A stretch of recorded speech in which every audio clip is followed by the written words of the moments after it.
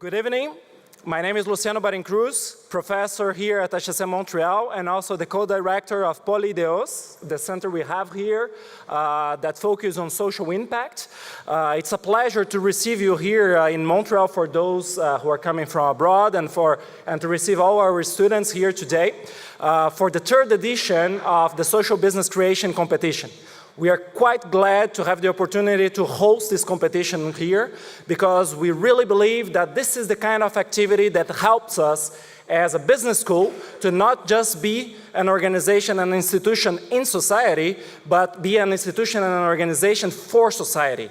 An organization and a business school that can really have a contribution to the society at large. And we believe that the social business creation allows us to do that. So thank you very much for being here and for supporting this competition. We are very glad to have all those teams from all over the world today represented. We have, to be more specific, 53 teams participating in this edition. And out of those, we have 21 teams that are here in Montreal for the finals. They've been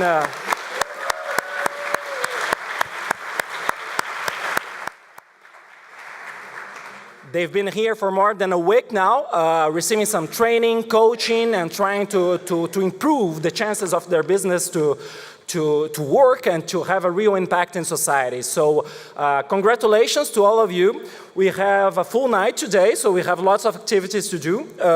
It's important to let you know that we are also on Facebook Live right now. So if you wish, you can just go to the Facebook page of Social Business Creation and you can share that. And you can have all your friends seeing and liking us, okay?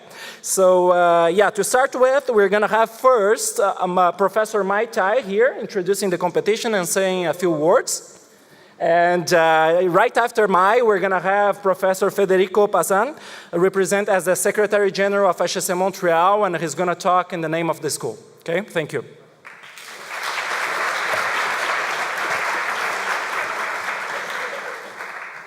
Congratulations to all the teams that have made it to round 3. Big applause, everyone!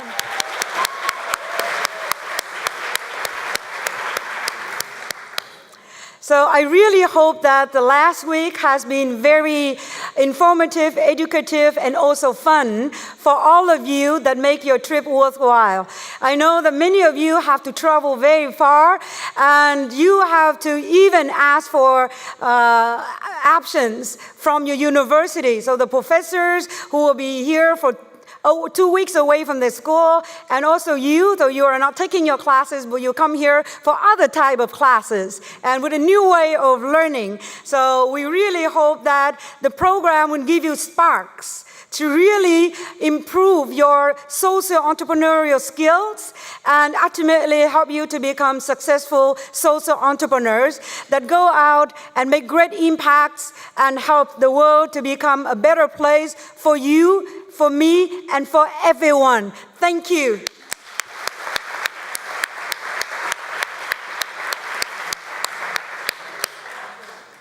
So now for those who come here, you already know that it's a competition, but actually it is a training program which is based on very innovative pedagogical methods. That is a combination of experiential learning and gamification. So over the course of 9 months, you've been evolving a lot. And I'm very, very impressed at the improvement that you have made over the last 9 months. So I think of the early day when I started my businesses. I don't think that I could advance as fast as you have done over the last 9 months. So congratulations.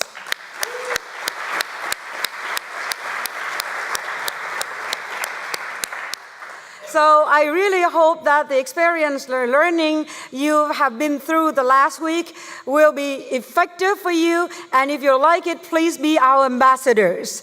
And then so that next year we'll have more and more students to go through the program. And now, well, I'd like now to introduce Professor Federico Pazan, our Secretary General, to come and have a little welcoming words to all of you. Thank you.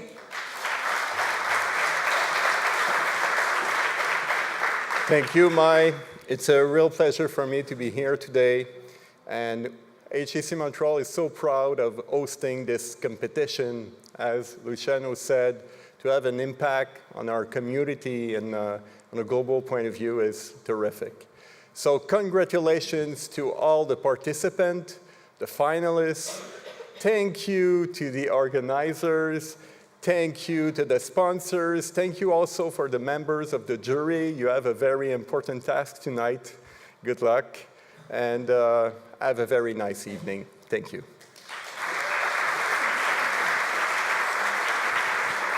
Thank you very much for the great support from school. So without strong support from everybody at HEC Montreal and also our partners, this program cannot be possible. So I'd like, first of all, to thank all the participants and all the coaches, and that really make it happen. But then I need to thank the on-site coaches, the 5 coaches that help you throughout the week, and then the judges who give you the feedback on round 1 and 2, that's actually 15 people.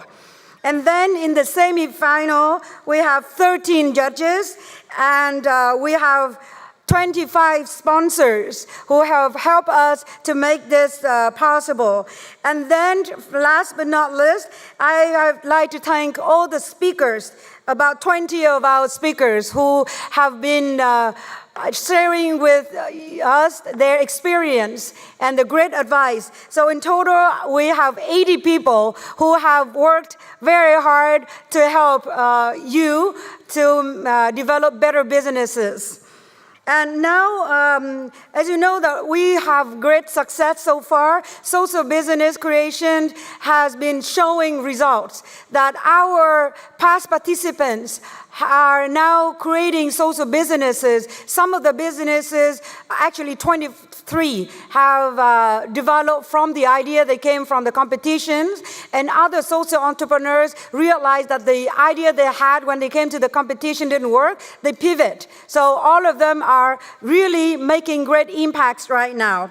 And thanks to the great success we have so far, many universities around the world have expressed their interest to be our partners so that we can collectively train new generation of social entrepreneurs. Today, we have representatives from 3 universities. I would like to invite Professor Veronica Itzel Lopez Castro, Director of Startup Accelerator from Universidad Anahuac from Mexico, to come on stage. And I would like to invite Professor Maite, Director of the Entrepreneur Support Network at Universidad Veracruzana.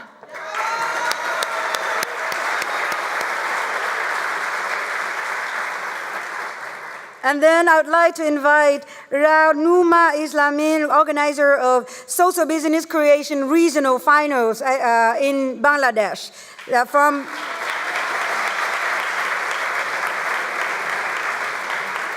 So I would like our representatives of our partner universities to have a few words about our collaboration and our future plans.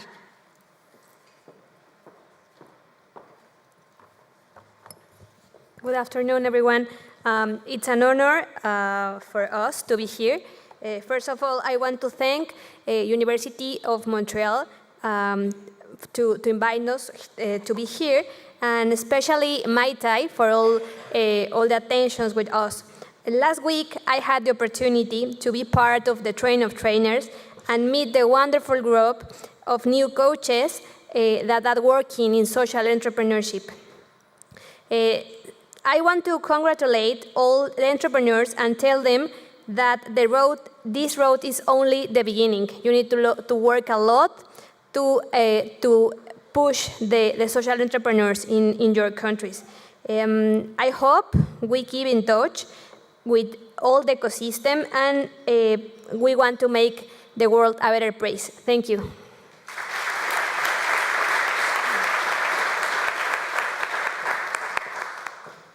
Hi, everyone. Good evening. Thank you for receiving me here again is in the other final on the social business creation. I'm very grateful to be here for the invitation with all the professors of Universidad Veracruzana that came for the trainee programs, and now we're certified to replace this model of business in Mexico. I'm going to try to put it in the university program like the Agir that we know in this university, in this program. And how would I to say, thank you for everyone, to all your help, the teachers, the professors, to share all the knowledge that we have and the time. The time is precious here. The sponsors, really, I invite you, maybe all the teams that can win, but you have to ask to all the participants because now the pitch is very, very improved at the beginning. And I'm very sure it's the reason I came back and the invitation from my tie to this university, the beautiful university. Thank you, HEC, too, for taking us, having us here. And I think this is the way that we can change the world. Maybe all the persons that we are here, we're making step by step for the students. If they can win, I'm sorry for, I'm not sometimes good in English, but you have to pursue your dream. This is the first step that you've been here. Thank you for everyone, and congratulations.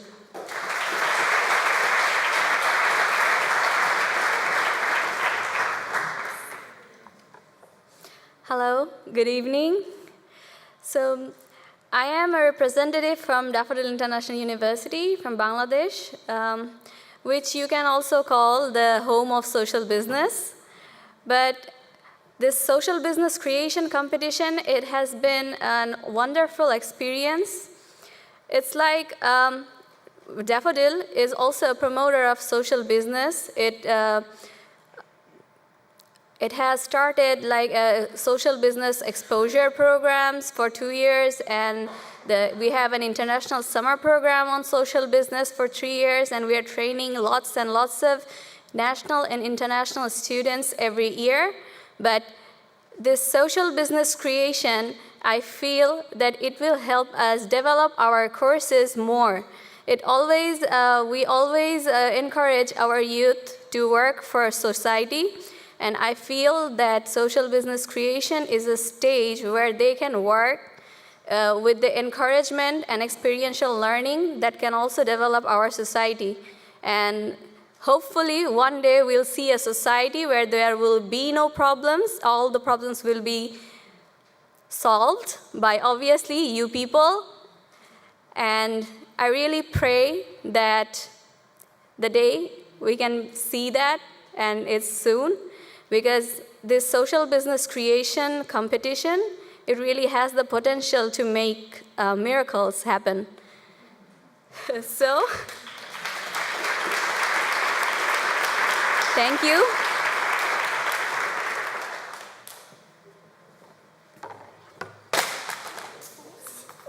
Thank you very much for your testimonials. It is always very nice for us, to hear what our contribution can bring for other countries and other universities. So now we have several activities scheduled. Before we start, we have a special word coming from Sophie Grégoire Trudeau, First Lady of Canada, who sends you a message, the wife of the Prime Minister of Canada, Justin Trudeau.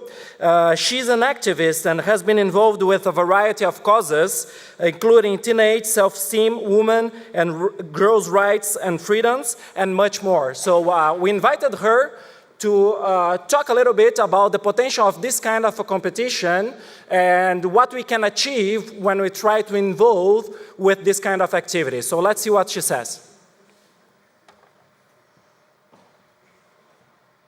Bonjour tout le monde, hello friends, and welcome to the grand finale of the Social Business Creation Competition. Tout d'abord, je veux vraiment remercier HEC Montréal et tous ceux qui ont rendu cette incroyable initiative possible. Thank you so much to everyone who has helped these amazing social entrepreneurs hone their vision over the past few months. And congratulations to the winners, the finalists, and all the participants, because all of you are change makers in your own right. We all know our world faces real challenges today, but we also know that we have so much potential to address those problems through business and entrepreneurship. And that's why your work is so important. And I know everything you've done over the last few months will keep having a positive impact far beyond this program, because you have unique talents, creative minds, big hearts, and deep commitment. And as social entrepreneurs, you have the power to create the change all world needs. Believing in your dreams is the first step. So be daring and find the courage to try something new.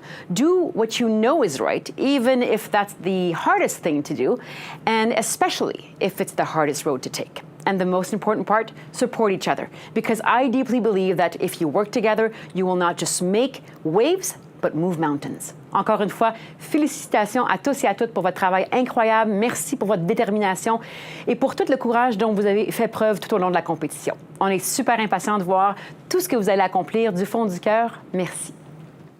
Bonjour tout le monde.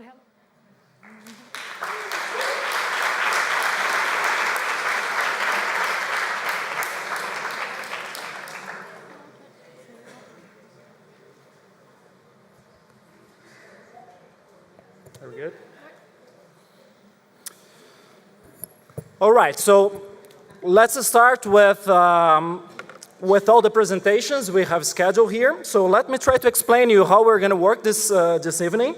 First thing that is important is to introduce you to the judges. So all judges for the finals, they are right here on this corner. So let me name each of them. First, Nathalie Volant, de Covadis.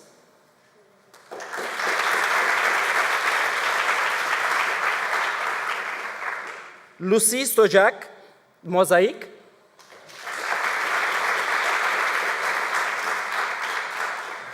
Diane Berhard, de Les Affaires.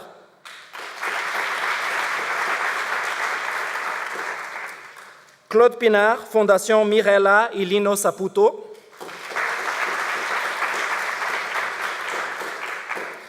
Gani Colli, Human Yo plus Impact.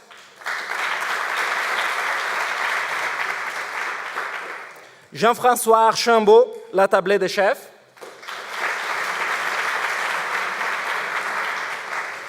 Patrick Dubé, La Maison de l'Innovation Sociale. Thank you very much once again for giving your time to be here with us. Very important for our students. So, how it's going to work now? We're going to have two representatives of the semifinal judges panel that will unveil the three finalists and explain their choices. So they are going to justify why they chose. So for those who are not participating in the competition, if you don't know, actually all the teams, they still don't know if they're going to pitch or not, okay? So they're going to discover it now. So, of course, we need to give them at least a little time. They've been preparing in case they are selected, but at least we need to give them some time to breathe, and to be prepared. And for that, so actually, while we are waiting for them to come and to do the pitch, we invited Jean-François Archambault to come here to the stage and to present his work and his company and how he's been trying to influence actually society here and have a contribution to society. So he's gonna talk about what does it take to do this kind of job. Then after that, we're gonna have the three teams coming. Each of those, they're gonna have a certain amount of time to present and to answer to questions coming from the public in general. And when the third pitch is over, so actually you're gonna have the chance to vote for the winner in your heart. Let's say that even if it is not the one that the judges, they will select, they will be the one that you believe they have the most interesting pitch and the most interesting idea of a social enterprise activity or project, okay? So how it's gonna happen? They finish, and then the judges, they go to deliberate. They're going to discuss what they believe is going to be the winner. And during this time, so we're going to have the chance to vote.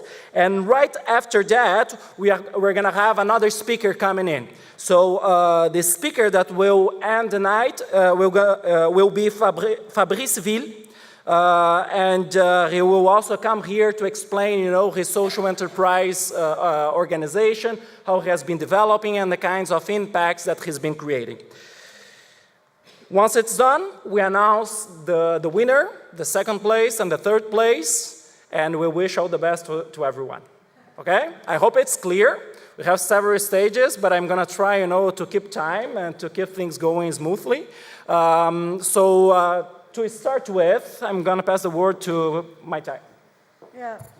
So now, it was not an easy decision. I am an outsider. I saw the judges really debate and they try to take side and they really defend your projects. So they love the project in their room.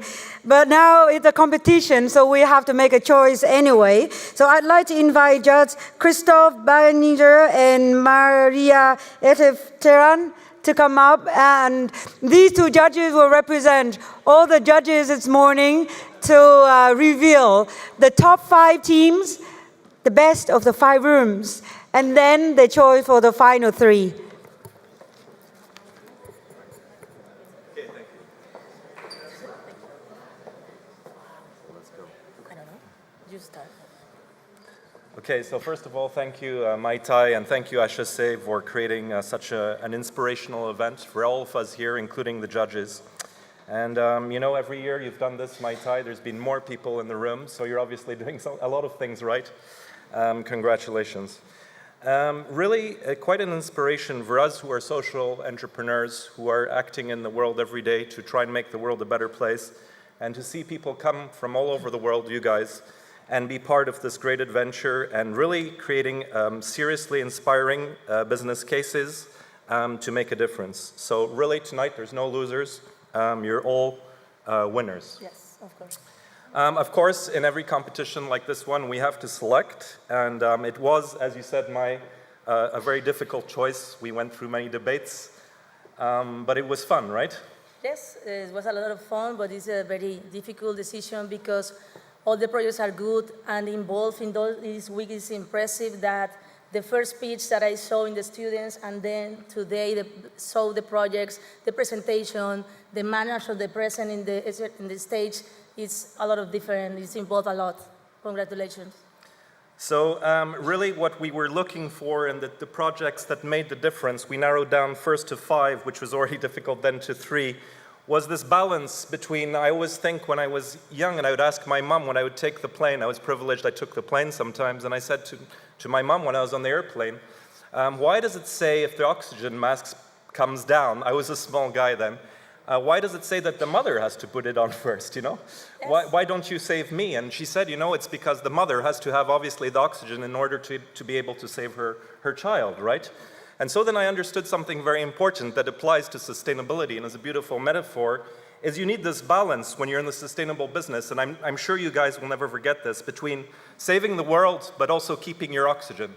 And that's what we looked for throughout this competition, was the people that had this balance between really changing the world, making it a better place, but that also had a business case, that also, convinced us that they were going to keep going, because to save the other person, you also need to keep afloat. And, lots of us are rebels in the social business economy, but we must never forget that this rebellious thing should be fueled always by being able to survive and have a strong business case. So really, the 3 choices came down to this. Yes. Which one we were first? You go first. Yeah. You announce the Should we announce the 5 first? Okay. Okay, so I give you ladies first. Okay. We start like this or we're like this? Yeah, you do. Okay. In no particular order, here are the 5 selected. Yes. Going to start with a station maker. Yeah, okay. Okay. Wait. I gotta put this down because it keeps falling. Yes. Bravo. I'm gonna go to this one now. Yes. Followed by, again, in no particular order, Medisure.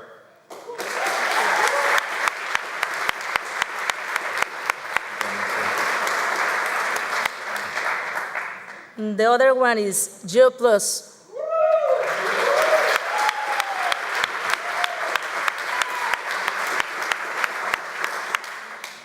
bio book.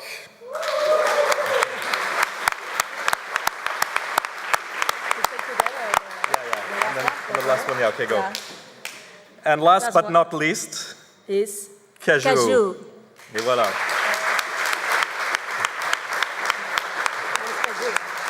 So we like to keep the suspense going, right? So 5. Now we go down to 3. Are you ready?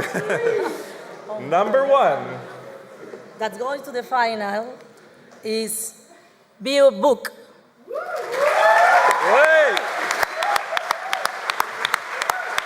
Well done, guys. Medisure. Bravo. And Cashew. Cashew. Et voilà.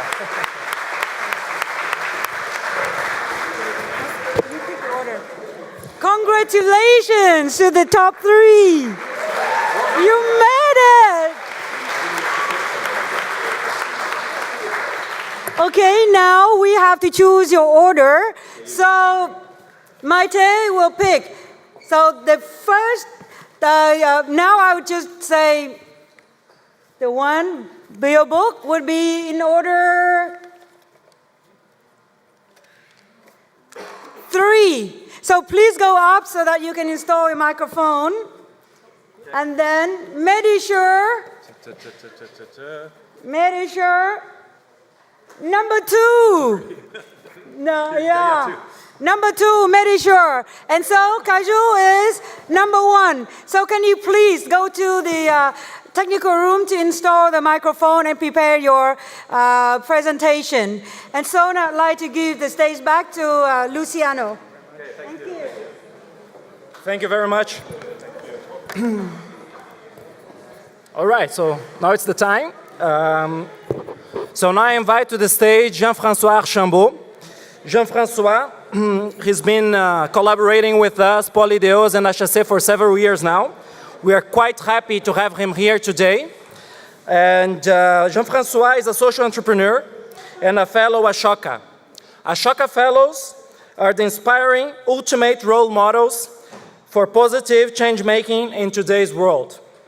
Jean-François is the general director and the founder of the La Table des Chefs, an organization that feeds families in needs and teaches future generations by helping them develop food autonomy. Thank you very much, Jean-François. Please come.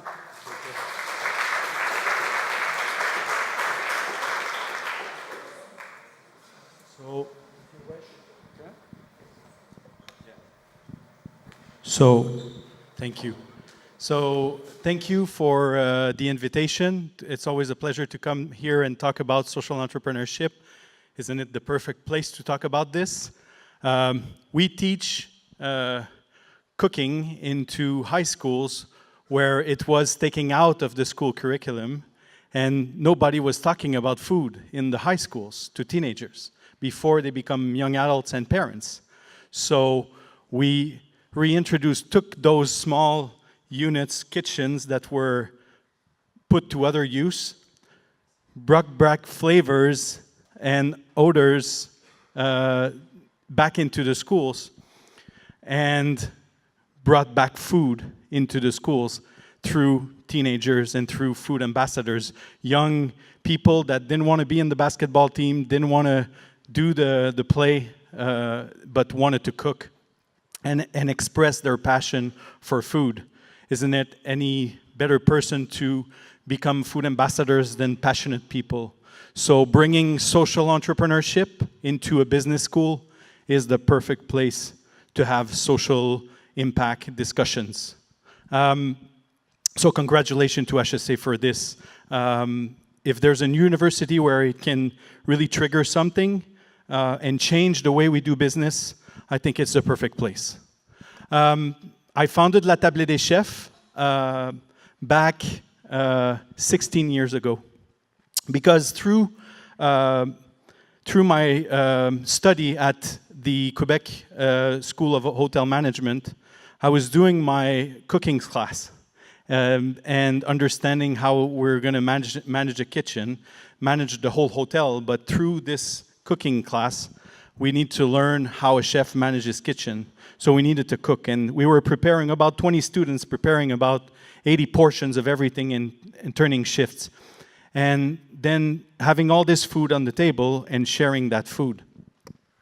And commenting on, oh, you're making the best bread, and I'm making a better soup, and then eating. But I can easily eat two plates, even 3 sometimes when I'm very hungry. But still, if we do 80 portions and we all eat 2 plates, there's still going to have food left on the island. And then when the chef said, it's time to wrap up, wrapping up didn't mean to put in 2 containers and save it for later. It meant throwing it in the garbage. This was triggered my interest in food waste. I cannot stand, we were working all day preparing this food. This food was very good, and it was thrown in the garbage. About half of it was thrown in the garbage. This is what's happening in all the culinary institute across the province and across the country. So I wanted to change something about this. I went on to work in the industry, in the hotel industry, and saw the same thing. I was working in sales, selling hotel rooms and selling banquet halls. But I went in the kitchens and I was seeing to my clients buffet tables and food that was there. People were in meetings, didn't have time to eat, and the buffet would stay there untouched or even almost untouched. And then after that, the food would come back in the kitchen and be thrown away. So I decided I was going to start a food recovery program that the whole hotel industry, restaurant industry would adopt someday, and that we would be able to recover food and help chefs structure that internally, because the wheel is going so fast and the chefs are working so hard that it's really hard for them to even stop that wheel and for a second integrate a new procedure on how to integrate a food recovery program. The other big aspect was insecurity, food safety. All people were saying that people can get food poisoning through the recovery, and then the reputation of the establishment would be affected. So the Good Samaritan Act came, and we needed to take that seriously. So I went on to see the Food Inspection Agency at the Ministry of Agriculture, and went into a commission, Agriculture and Food Commission, and explained to the Ministry of Agriculture that we needed to work with food safety at the same inspector that inspect the kitchen, and have them work on our program so that it could be integrated in the industry. We now recover over 200 tons of food that was otherwise thrown to waste in all regions of Canada, mostly here in Montreal. Almost all the hotels are now signed up with our program. And now, back in May, we've received the stamp of the government on our program. We've been working on this so hard. La Tablée is a non-for-profit, but it's the only time I mention it because we're really a social business. And the way we bring this is through entrepreneurship. Passion will lead you. I know it did in my case. When you're passionate, you have an idea, and you want to seek a solution for a social issue, bring that passion with you every time, and bring this ambition. Never stop believing that you will change it, because it took me 10 years before anything changed. Many times I could have been discouraged and abandoned everything. We would not be today in 125 schools if I had not learned through the food recovery that the biggest problem was not food recovery and feeding people through fighting food waste.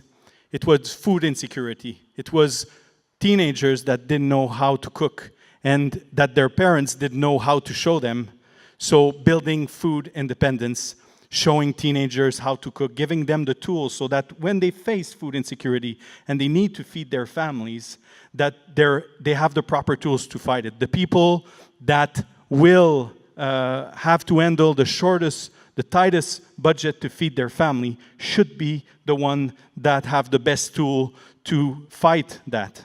So this is what we did, and this is really prevention. So we're now into 125 high schools across the province. That's more than 1 out of 4 high school, and we convinced back in May the government to give us a grant so that we would be able to double that amount of schools.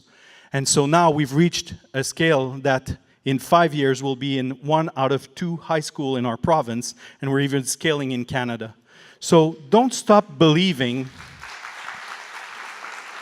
It's gonna take time. It's gonna take time. And you have to get that nail and hit it over and over again. You're gonna fall, you have to get up. You're gonna have people around you. Your family is very precious. My wife has been so supportive. The family around you, don't ignore them. They are part of your support network. You know, sometimes they will find that you put too much time in your project. You have to balance. I heard it earlier. You need that balance, and you need to believe. You need to believe, because even though there's going to be 3 presentations here, all of you are change makers, and all of you can take on your projects and continue to hit that nail on the head and make sure that in 2, 3, 4, 5, 6 years, it took me 10, and now we're present in France, Mexico, and La Table has no barriers.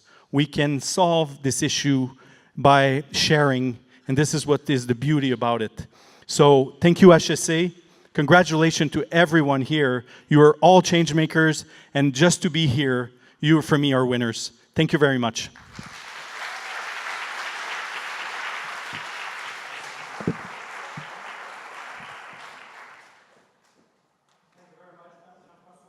It's a beautiful message of resilience, right? About the fact that we should always keep going, and even if sometimes we fall, we can get up and still believe in our dreams. So are we ready for the pitches, for the groups? Yeah? Okay, fantastic. So hello everyone, this is Team Cashew, and I will start our presentation. So we are here today for a social business competition. So I'm pretty sure that every people here is particularly aware of the issue that our generation needs to face. Climate change, population growth, food waste, food supply, and all of those issues. But I wanted, again, to be boring and to point out something that is really important for our project. By 2030, we will be 8.5 billion people on the earth. It's 1.2 billion more than today.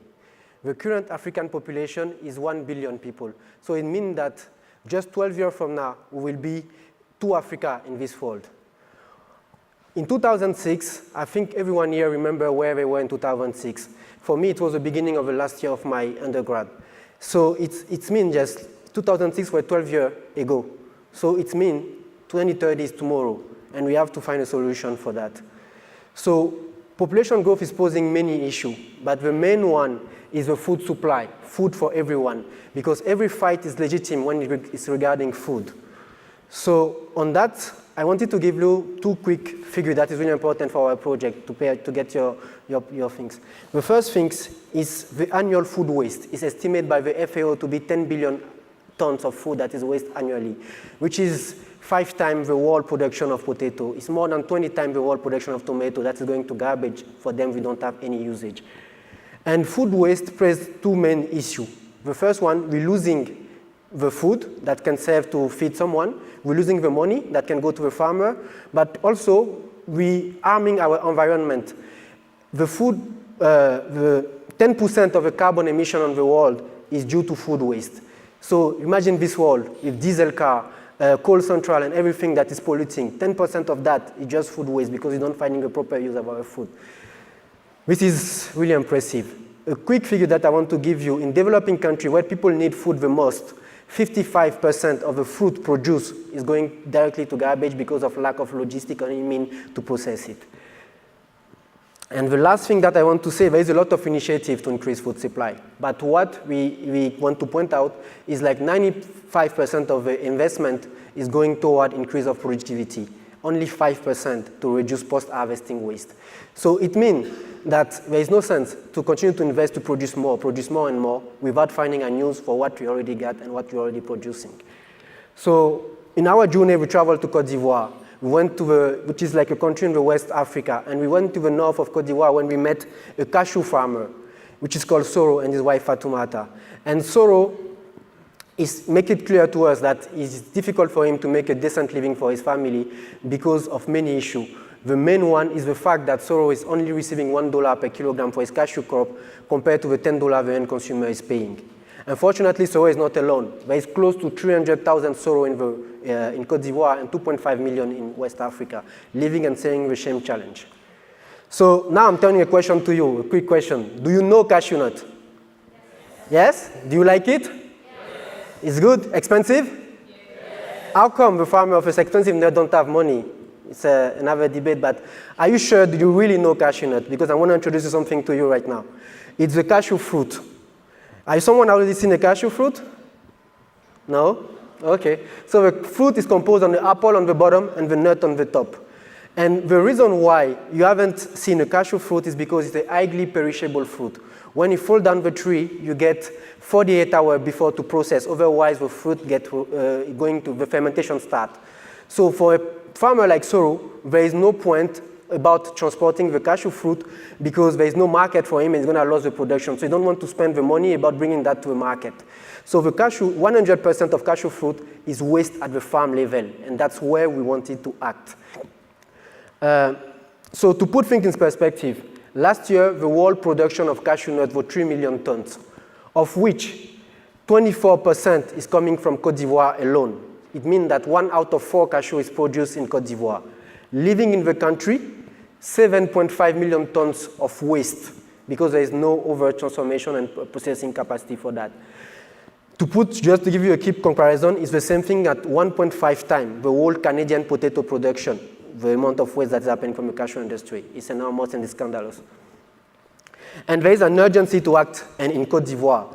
Because if you see on the graph on the right, Côte d'Ivoire is in blue. The production of cashew in Côte d'Ivoire has been multiplied by 4 over the last 6 years. So we went for 200,000 tons to 800,000 tons today. So there is a big increase. So the amount of waste in the country is keep increasing and increasing without any solution.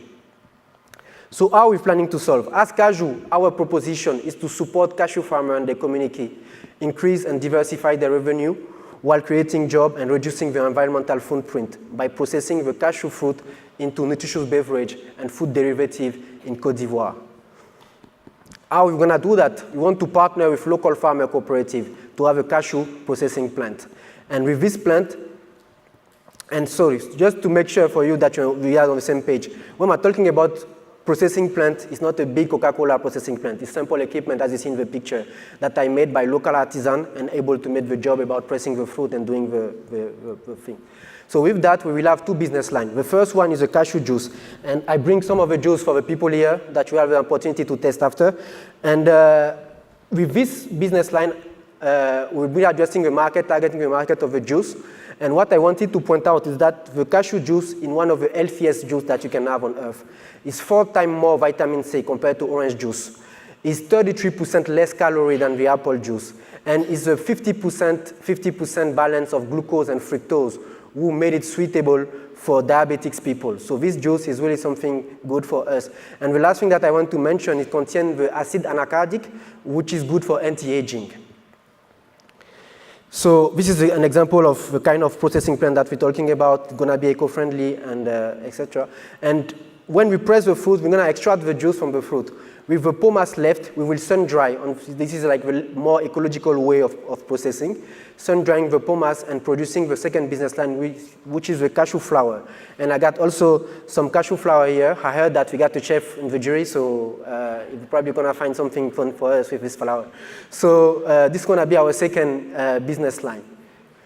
So with cashew flour, in addition to the property of other flour in the market, it got the advantage of having some vitamin and mineral inside, which is good, and so it's a really an excellent complement to other flour on the market. In terms of business model, I want to go quickly and we'll be happy to answer more questions on that. We're planning to have independent local processing plant and at the country level to have a cashew brand that is taking care of the marketing and the go-to-market of the project. In terms of market opportunity, just a quick look of the market in Côte d'Ivoire. The juice market in Côte d'Ivoire is composed of 3 main component. There is a soda, Coca-Cola, Pepsi, that we all know. There is the imported juice from Lebanon or France. And there is a local made juice, ginger, B-sap, or other kind of juice that is local made. But those juices posing a main issue, the lack of traceability. We don't know, not sure about the quality, the composition, the amount of sugar inside, and all of those things. And that's where Cashew is coming to market. We're trying to build like a local made juice on the more sustainable and industrial way, where we know exactly where it's coming from and what is composed on the juice, and that's why we're bringing to market. I just want to see on my personal example, I'm from Côte d'Ivoire, but when I'm in Abidjan, I prefer having a Coke than a local juice because I don't know the composition, and I got some allergic issue. So the flour market is composed on the same way, same balance, imported and local flour. And we said our strategy for the flour is like, because the bread is one of the main elements in Côte d'Ivoire, one of the basis of our daily diet. And what we're trying to do, we made some tests, and we see that if you substitute because the bread is made with wheat flour, which is imported from France, if you substitute between 15 to 20% of the wheat flour with the cashew flour, you have no change in taste, but you're bringing to your bread some vitamins and other minerals. So that's our go-to market for this. In terms of partners, one of our biggest strengths of our project, but I will go quickly for the purpose of time. The first one is Oli One. It's a natural honey company that letting bee pollinate on cashew tree, and they're doing their honey this side. So we partner with them, and they're supporting us by calling the existing customer, which are big supermarket, hotel, and all of those places in the country, and saying that someone is bringing some cashew juice to the market, are you ready to buy from him? So with this partnership, we're getting some traction in the market and some order. The second one is the Polytechnic University that opened its facility to us, and where also we met Professor Soro, a renowned researcher on the field that spent maybe the last 30 years researching on cashew. And he opened his facility to us for all the testing that we made to develop our unique recipe of juice. And also he's sharing his network and knowledge with us, which is really good for our project. And the last one is TechnoServe, this NGO that is finding solutions for poverty around the world.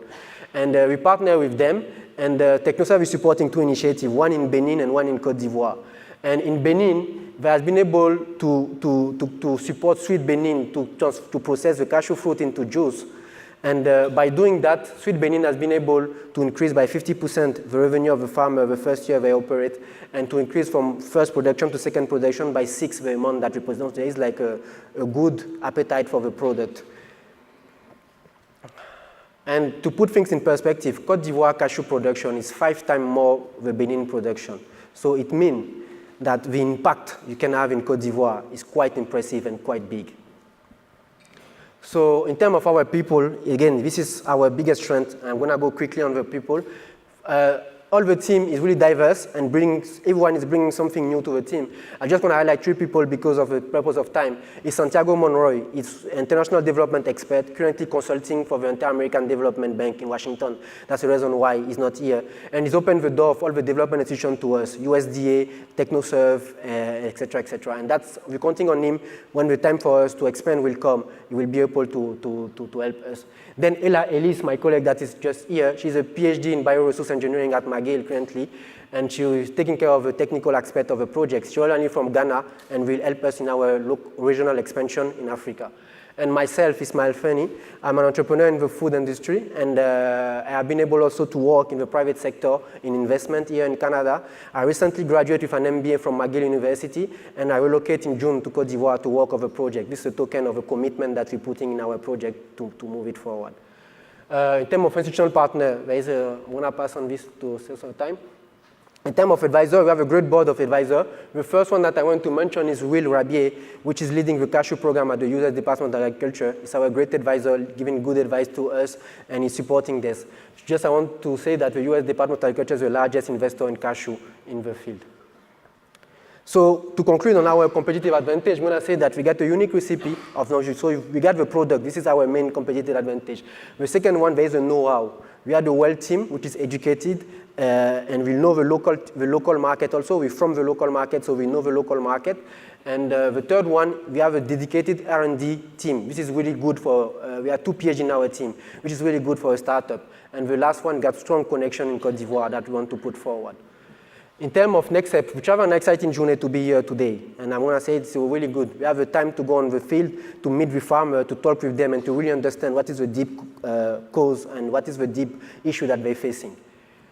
Today, we are here on the road to raise $40,000 to pilot, $40,000 to pilot our project. We already raised 55% of this amount, and we're expecting to raise the rest here at HEC.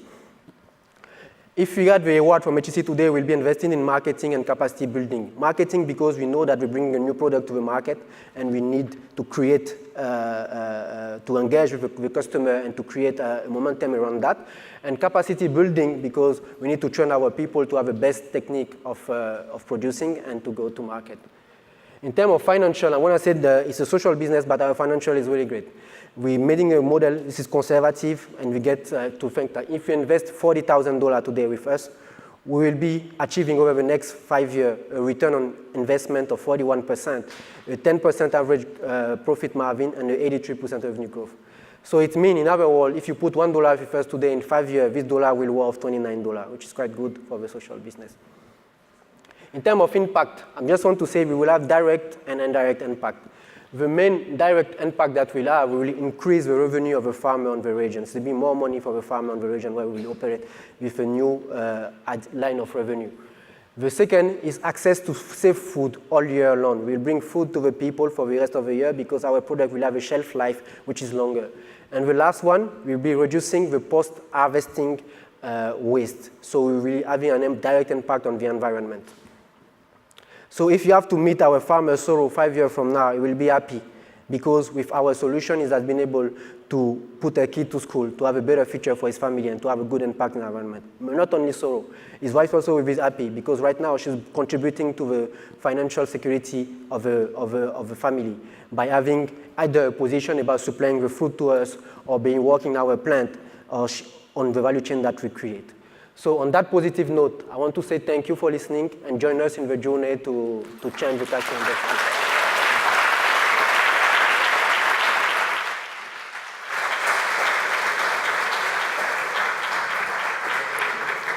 Thank you very much, Cashew team. Now we have 10 minutes for questions. Yeah. Do we have a microphone? Yeah. If you can. Can I keep? Yeah. Yes.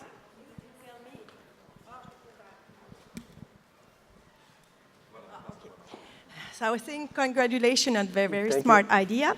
But I have a question about the behavioral change that will be needed for consumers. Okay. I would like you to tell me how much of a challenge it is to make the consumer adopt this product, because it's not because something is good for you that you will buy it. Yeah.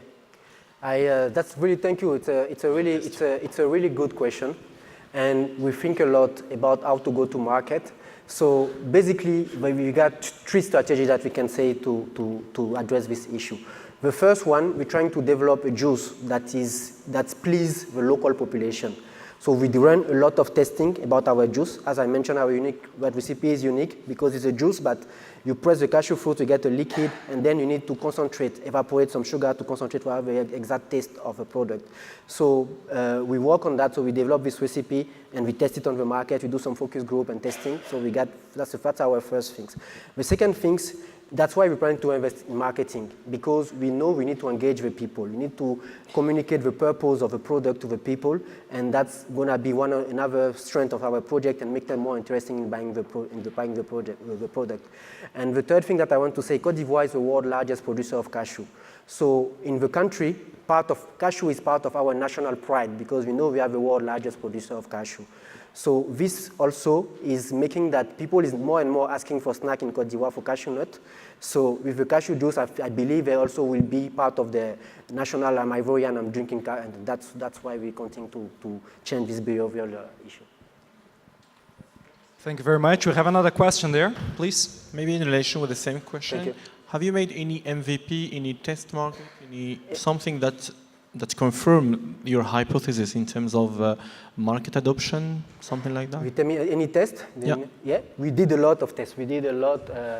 As I say, this one was another session of tests with the flour from the bread and the juice. Do you have any numbers, facts, figures? I'm going to say if you ask him personally how many tests that we run, since March, maybe every week we're testing a different product to different kind of population. So what did you learn about the? Because we bringing the product is like this way. I hope I'm gonna find the slide quickly. The product is well, it's not important. So we get the juice, and basically there's different kind of. Every time you concentrate more sugar, less sugar, etc. So you got different recipe. So we're bringing each of them to 1 week to someone to test, you like it, we're mixing sometimes, we're using all the technique that we can try to find a best solution, and we're getting the feedback. Is it too sweet? Is it a little bit not as sweet? Is it astringent for me? And then every time we're adjusting the recipe to get to one where people is saying that is good, is good. So do you have a clear idea about your early adopters? I mean, my early adopters, like the number of people that we will have. At least, if you don't have the numbers, at least the persona. How could you describe the persona? Yeah, we know exactly we got the target customer. We know our main customer will come. Can you describe it to me? Yes, I can describe it to you. Our persona of the target customer will be, I can say that a millennial middle class that is starting to work and getting a certain revenue. I'm going to be on the medium high income people. Those person is conscious about health, taking care of their body, and also conscious on the fact that they want to have local product for their diet that is traceable and bringing benefit to them. So this is like, generally speaking, our main, and we know the place that we find them, the supermarket, where we want to shop, etc. We have the data on that, and that's the place that we test our product. Congratulations, Thank you. Very cool idea. I'd like to bring just one point as well, because we're talking about food waste, but your bottling and your packaging. It's something that people don't always talk about if you're really talking about a circular economy, and I see that your bottles are glass. But as you grow, you're obviously going to have to look at your costs for bottling and your costs for production. What is your strategy on packaging? Okay, perfect. That's a really good question, and we think a lot about our packaging strategy. And another point that I want to mention, packaging is really important, not because only of the social and environmental impact that it can have, but it's really important because for the food product, that's the main attraction that you get to the customer, the beauty of the packaging. And so our strategy for now is glass bottle. It's all glass bottle. We're planning to grow for that. And there is some initiative on the local market. Some company is taking care of the recycling of glass bottle. The way we choose glass bottle because compared to plastic, there is no currently in Côte d'Ivoire recycle plastic institution to recycle the plastic and etc. So it doesn't fit with our mission and our value. That's why we went for glass bottle, and we think we're going to continue to go on that. And glass bottle is easy to reuse, and I noticed that the first cost is really expensive, but after that you just have to clean the bottle, and then it's back and back again. There is no change to the bottle. So that's our good. Sorry. Are you aware of any other company that is using cashew fruit for any other product that has gone to market? Okay. In Côte d'Ivoire or in general? Anywhere. Anywhere. We are aware. That's why we went to Benin. I traveled to Benin because Benin 1 year ago they starting processing cashew fruit into juice. So we learn a lot from them. What was like, and we take because we both incubate in TechnoServe. So we learn what was like, what mistake they made, what we should do better, and that's the one that point out to us that marketing is why we need to invest because you need to keep, etc. So that's the things. But also we learn a lot. One of our team member is from Brazil, and Brazil is advanced in the cashew fruit processing. We're doing a different drink in Brazil with that. We're putting some gas inside, and they're blending the fruit. It's kind of a nectar of cashew that they're doing in Brazil. That's in some part of Brazil. So we learn from us also. But we don't think we have the same product mix. For example, the nectar is not popular in Africa. People like clear juice, so we try to adapt to our market also. That's what. Thank you very much. We have time for at least one more question.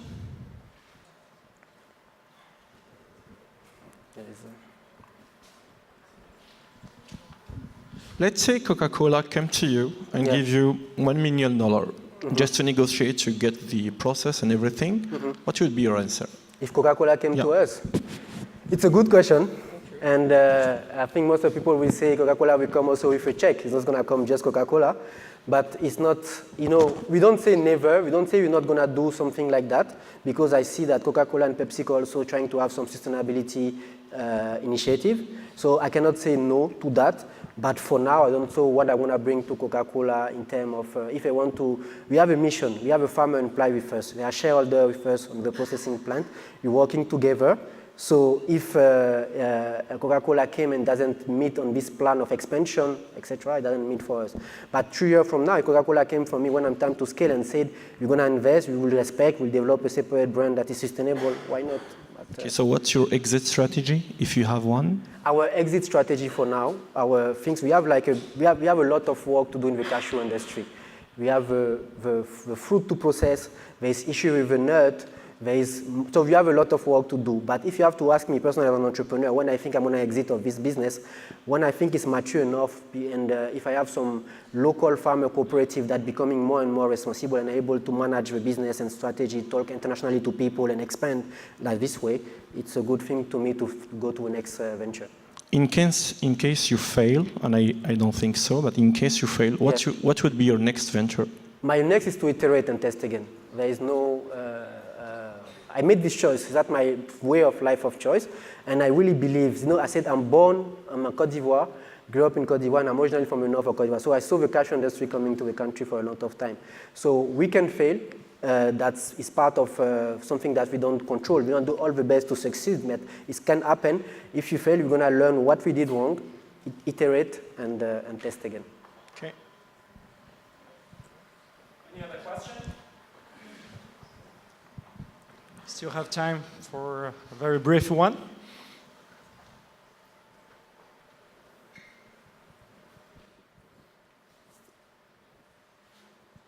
Thank you for your time. Okay, thank you very much. Thank you.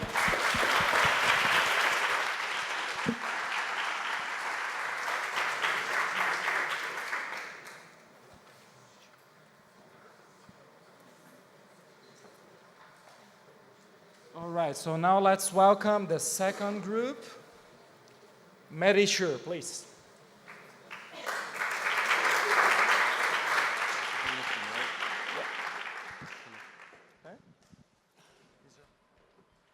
Good afternoon, everyone. Today I'm really happy to be here and proud to be a Bangladeshi to stand in front of all of you. So today I'm going to share a story, actually. The story is about a mother who the name of the mother is Taslima Begum. She lived in a small village in Thakurgarh district, and the district is in the 64 districts of our country, and our country is Bangladesh. It is about 12,000 kilometers away from here. And in a stormy day, Taslima Begum felt really unwell when she was cooking in the house, and it was raining outside. So when she was felt unwell, she called her daughter.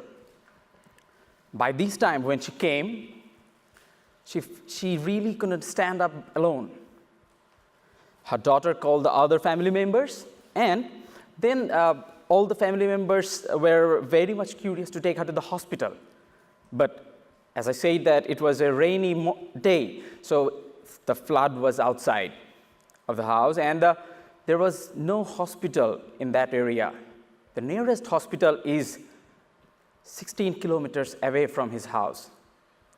So they hired a boat, and they were taking her to the hospital, the family members, but on the way to the hospital, it's very unfortunate that she passed away. This is just a sad story of our country, but there are so many stories like this is happening every day in our country. This Taslima Begum is none other than the family member, the mother of our teammate's friend. So we thought that we should do something as a young. So we came up with an idea that what we can do for the people and this kind of uncertain dates. So in our country, people do not go to the doctors as they don't have that much money, and the distance from their house to the hospitals is very far, and they cannot afford their money of the doctors. So we came up with an idea of Medicare, the Medicare of a treatment for the villagers. Actually, it's for the rural areas people. So if we talk about what kind of government budget in our country, it's 92.42 million Canadian dollar, the whole budget in health sector. But only 4 million Canadian dollar is being given to the treatment for the patients. So every people needed 172 Canadian dollar for the checkups only. But do you think government budget for each citizen? What is the government budget for each citizen? It's only 0.024. It's less than $1. It's really bad for our country that people cannot afford that kind of health treatment. So if you can see that hospital statistics in rural level, the total villages that we have is 68,000, and the total hospitals, government hospitals in our country is 153, and the minimum distance from every rural area to the nearest government hospital is 5 to 8 kilometers.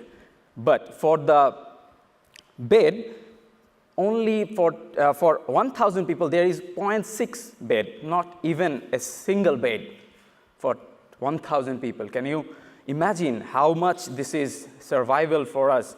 So here is some statistics of our rural people. There is 64% rural people here in our country, and the below poverty line there is 26.04% people. They are below poverty line, and the total employment from agriculture is 54.87%. As our main theme, main earning source is agriculture, and the yearly income for a person is 635.85 Canadian dollar. If a person spent 172 Canadian dollar for the purpose of his health checkups, then how he will survive all the year?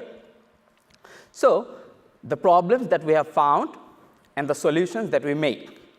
The problems, you can see that the people cannot pay. For those reasons, we have implemented installment payment system. They don't need to pay the fees at once. They will pay each and every month of their fees. To reduce the distance and transportation cost, we are taking the doctors to the doorsteps of the patient. And as you know, there are so many people who are unemployed in our country. For those people, we are creating work opportunity. How we are doing this? Because there are two kinds of people, employed people and unemployed people. The employed people can pay their money immediately if they want. If they have the money, they can pay immediately. But if they don't have the money, they can pay in installment basis. And for the unemployment people, we have our cattle field and sunflower project, which are not social business. We are running all these projects already in our country. So they can work in our projects, and after that, they can earn money from those projects, and then they will repay their fees. As we are covering SDG some, so the main focus is SDG goal number 3, good health and well-being. So this is the actually whole process, how we are doing this. The process starts from the local representative. The local representative will be the person in an union or thana, the lower part of the district level. He will work, he is already working in the government offices, and he will be the local representative of every villages, so that every people can know him and every people can go to him. The people will come to the local representative and give him a survey that I am facing this kind of problem. You might write it down. So after the survey, the local representative will send us the survey report, so that we might know that how many problems they are facing, which kind of doctors we need to send to that particular village. So after that, when we get the report, survey report, then we will send the doctors to that particular village. After that, the doctor will check up all the things, as we have already the data before. And if the doctor go to the villages, the doctor will go through the vans. That is one of the vehicles that we are providing through us. And the doctor might not have that much equipment with him to, if any patient needed any kind of operations. So if the doctor thinks that any patient needed the operations, then the doctor will send the patients to the hospitals. These hospitals are actually those hospitals that we have already contracted with the hospitals. So our local representative will pay the fees of the patient, and the patient will pay to us. Before I have shown that the process, actually payment system. So this local representative will pay to the hospitals, and those patients will pay to us. And the local representative will also collect the installment fees. If you look about our financial analysis, then you might see that in 2018, as we are starting right now, so our assumption is for next year is if we can see that if our net revenue is 75,000 Canadian dollar, and the gross profit is 30,000 Canadian dollar, and the operating profit is 11,250, and the net profit will be 9,563. And the 9,563 will be reinvested in our project, as this is a social business. So here is the business model that we have. Our key activity, our main focus is health service. We are giving to the health service, our customer segment is the poor people and the lower to the lower middle people. And our cost structure is the doctor, medicines, and the administrative costs and some promotion costs. So how we will generate revenue? The revenue from registered patient that the doctors will see, this is the main part of our revenue. And our customer relationship is based on word of mouth, because the local area people don't have that much of internet connection, so that they might find out that what is going on outside. So word of mouth is very important here. So if you can see the market analysis, our total population of our country is 170 million, and the total people who are living in the rural area is 110.8 million people who are living in the rural area. And 42.26 million people are below poverty line, and that is our market. So we have started the pilot project in the Rahimanpur village. The Taslima Begum died on that village. From there, we have started to our pilot project, and the area is 7 miles. The population is 8,580. That there is no government hospitals. The nearest government hospital is about 14.5 kilometers away from the village. So the patient will register in this way in our country, and we have some doctors, those who are specialized in different sectors, and many more. We have so many doctors that we didn't put all the doctors' photo in this, but we have also with them. And we have some agreements, what we have done already to serve those people. These are the agreement photos of the hospitals, and not only the hospital, people need medicines also. So we have done some medicine suppliers agreement. So if we see our competitor analysis, that is our availability will be there, and no other institution is giving the payment method. Everyone is getting their cash, no one is giving cash. So we will create installment opportunity for those people. This is our team. If we can start from the right side, the Nazreen Akhtar, she is the Chief Marketing Officer, as her major is marketing, and she was ex-Vice President of the Marketing Club.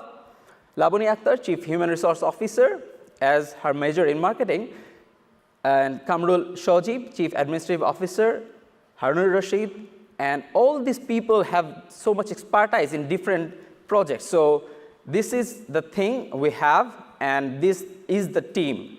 And we have some advisory panel that Dr. Mohammad Sabur Khan, he is the chairman of Daffodil Family and the ex-president of Dhaka Chamber of Commerce. And he has created 2,000 plus young entrepreneurs in our country. Dr. Mohammad Hazrat Ali, we have the chairman of, chief surgeon of HK Mother Care Hospital.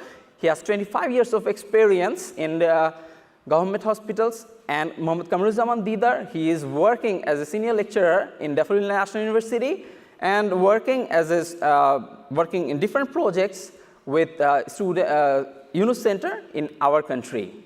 So our key partners here are some key partners, and they will support in different ways. So if you want to know more, you can check out the Facebook page of us. In the Facebook page, you might see what is going on in the pilot project, and this is the brochure of our pilot project before starting the pilot project. But here it is written in English, but in our country, we have given the brochure in Bangla.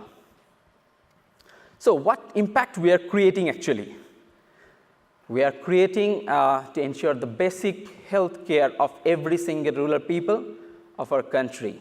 And Professor Nobel laureate Dr. Muhammad Yunus said that social business is the business for the profit.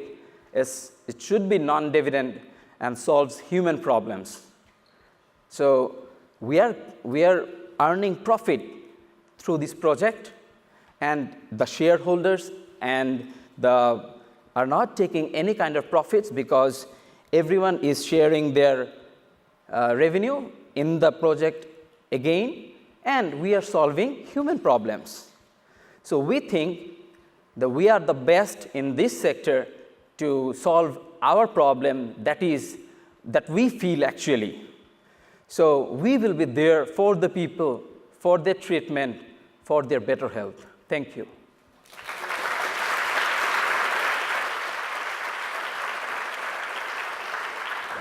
Thank you very much. Yeah, please. So 10 minutes for questions. Yes, please. Thank you very much for the presentation. I have one question. Why didn't the doctors go to those villages before, and why would they go now? What would be their motivation? I didn't understand that part. Yeah, okay, thank you for the question. The doctors who have already their jobs in the hospitals, this is the first thing. So, and the second thing is their motivation is they will go to the villages in their weekdays, weekends. In their weekends, they will go to the villages. So, and we are paying the doctors, not like they are going free. We are paying to the doctors as much they get in the government hospitals. The motivation is they can earn more in their weekdays. That is the motivation. Thank you. What's the most critical hypothesis that you have in your business model? So in our country, the situation is like most of the people are sick, and they don't even know that what is going on inside their body. So when we did the survey in our rural area, they don't even know what is going on and what problems are they facing. But we have selected 3 peoples from the village, and we taken them to the city hospitals. And we found that there are severe problems that they're facing, but they don't even know the problems. After sharing the problems of those peoples, they just asked that, I didn't even know about my problems, and I didn't even feel that. So the problem is people don't go to the doctors regularly, and they don't even know the problems actually. And this is the problems we are facing right now, that how many people are sick in our country. We really don't know. We have to check every person regularly so that we might know that this person is okay, he has no problem, and he might have diabetes, but before our tests, he don't know that he has some diabetes. So you assume that this is the most critical hypothesis in your business model? Yeah. Did you do something to address that? Sorry? What did you do as activities? What's your plan in order to address this? So to address this thing, initially we are giving them some basic tests so that we might know that what problems they're facing. Is the person have some high pressure, or is the person have some diabetes, or is the person have some problems in his blood? So the basic tests that has been given by the governments, that are free. But they don't know that this, oh my God, this is the free treatment? I don't even know that, because they are illiterate. Thank you for the presentation. I have two questions. One, you mentioned that one of the issues also that you face deals with medicine. Have you had any contact with any pharmaceutical companies or how have you explored trying to solve that issue, the question of medicine? And the other question is, I think, would be related to human capital. Do you, in your scenario, know already that you have a sufficient number of trained doctors who could meet the demand? Yeah. Have you, section B of my question, have you considered perhaps intermediaries like nurses to perhaps help the system? And the third and last part, I promise, is because you were mentioning that there is very little awareness about the human body, and because of the sort of scattered regions in the country, how will you try and maximize the input that the doctors get to kind of have a community of knowledge, so that if you have problem X that appears in a different region, that somehow you have a pool to resort to facilitate answering the challenge? Okay, thank you for the questions. First of all, the first question is the medical suppliers. So as we are just in the starting point of our business, we are contacting with the people that we have selected in the rural area, that pilot project area. On that area, we have some medicine stores. We have contacted with them. They will give them the resale price, the medicines they will give. But we are trying to contact higher authority of those the giant companies in our country that those will supply medicine in those district level or Thana level and Upazila level. So we are trying to contact with them. So if we can get some better opportunity to get the medicines in cheaper price, then it will be help for us. And the second question is how we will manage our workforce, right? So we will manage our workforce as we are selecting the small village. We have given the specialized doctors' pictures here in our slides, but we have also 12 other more doctors and the nurses also. So for the pilot project, we are selecting these people. And when we are sharing the idea with them, they are willing to work, because as a doctor, it's their humanity to serve the poor people who don't have even the option to come to visit the doctors. So for our pilot project, we are doing in this way, but for the larger project, when we will circulate in the whole country, then we will divide in divisions, and after that, for the divisions in the lower part is district. So our work will be distributed, not like we will just control from the center. Our work will be distributed, and every district will have their our offices, so that we can manage the people. So this is how we are going to do this. Thank you. I have one question. Could you, can you do a breakdown of the cost structure of the service that you're providing? I just saw like the revenue sheet, but didn't see a breakdown of the costs. I'm just wondering, For serving those people, we need to serve about, for going to the break-even, we need to serve 15,000 patients. If we go to the break-even point, we need to go to 15,000 patients, we need to serve 15,000 patients, as the fees will be 300 BDT. And if we convert that money into dollar, that is $5 per patient. Okay, so this is how when we are collecting the amount from the patients, after serving 15,000 patients, we will go in the break-even point, and after that, the revenue will start. Okay, thank you. At one point, you were talking about how there's going to be some ways that you're going to help create employment so that people could pay. You talked at one point that you're going to help finance people, which is still not 100% clear to me as to how you're going to finance that. You didn't speak a lot about how you're going to give the microcredit, maybe. And I would like to understand, you spoke about cattle feed and sunflower something. I missed it. It was very quick. Okay. You didn't really speak about your employment services to allow people to have money to pay the doctors. So we have our social business. Medisure is our social business, and other two projects that we are running, that is cattle field and sunflower project, that is already going on. Suppose think that the person who is unemployed, they need to work, right? So we will give them the work in cattle field and sunflower project. After when they will earn money. But what is the project? What is cattle field and sunflower project? Oh, okay. What is that? We are the sunflower oil is important. The sunflower oil is highly prized in our country. So we will make sunflower oil and we will sell to the market. This is how the sunflower project will run.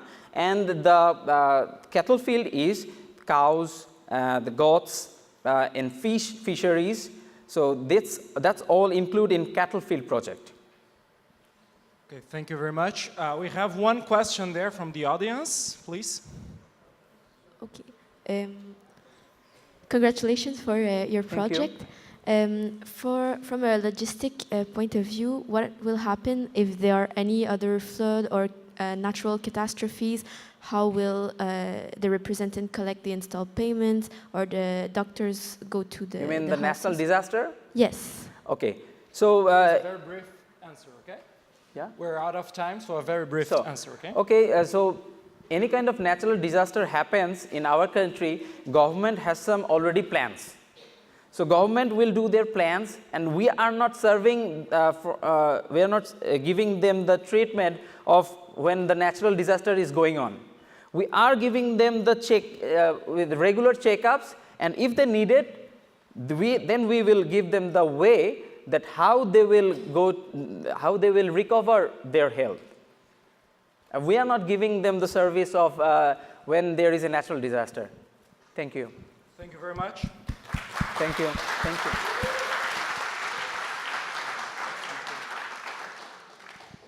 Thank you very much. Now let's go for our last and very important team as well. So BioBook, please come in. Hello, HEC. Sorry for the delay. We are BioBook. My name is Enrique Contreras. My name is Eduardo. Eduardo and I, we met in the University of Anáhuac, Mexico City. And one day we were discussing in the cafeteria why we have this lack of education if we are in one of the best universities around Mexico. Why people doesn't care if they waste and they put all kind of trash, and that generates a lot of pollution. Pollution is one of the main problems that are really critical now in Mexico, that is causing more than 900 annually dead people because the disease makes cancer and also gives asthma. Also, Mexico is growing really fast, but we don't have the system here like in Canada to get that order in the waste. One of the biggest parts is that we are in the 5th rank worldwide of falling trees. Another huge problem is that a lot of kids around Mexico doesn't have the opportunity in the communities to go to the school, and we don't have any help from the government. The main context in Mexico is we have a really huge problem of global warming around all the country. We also have the problem of that we are killing a lot of animals, tons of animals, because we are killing their ecosystem. Another huge part is that water is becoming a problem because a lot of communities are taking out the trees, cutting the trees, and that makes the secondary effect, that makes the bob sponge effects, because a lot of trees contain really rich nutrients, also water, that makes, when they are cut, the sponge bob effect, putting the CO2 back. Also, one of our main problems there is the illegal agriculture of avocado that is sold to the USA. That's the main reason. Now, with the problem that NAFTA, we don't know if it's going to be a NAFTA deal. That's a huge problem because people are agriculturing illegal avocados, and that's generating big problems.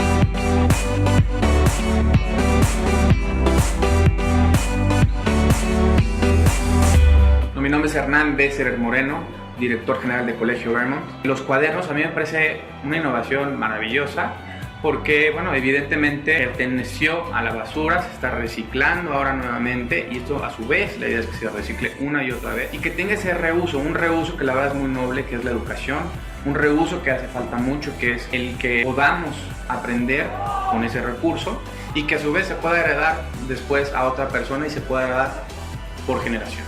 Yo la verdad invitaría a las empresas a que lo vean como un muy buen recurso, no solamente para publicitarse, sino como un excelente pretexto para poder darle un poquito a la comunidad, a la sociedad, que creo que nos da mucho, y sobre todo a la gente que ha confiado en sus marcas, la gente que ha confiado en sus servicios. Creo que el aparecer en un cuaderno significa que entonces no solamente está importando una cuestión de meramente un negocio, sino también está importando nuestro mundo, está importando la sociedad, se está importando él mismo y le está importando a las familias de nuestro país.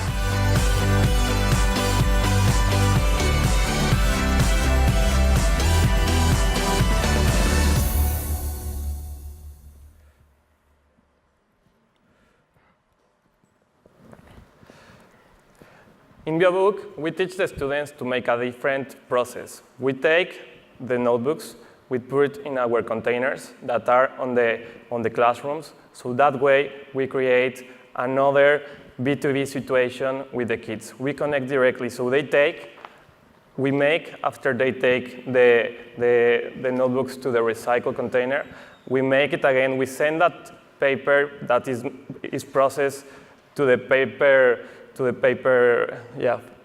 fabric, and then we send the paper to the printer. That way, every semester, we give the kids a new notebook and a new tool to study. We have two business models here. The first business model is that we are in private schools. Private schools buy from us direct, and they sometimes resell it to the students.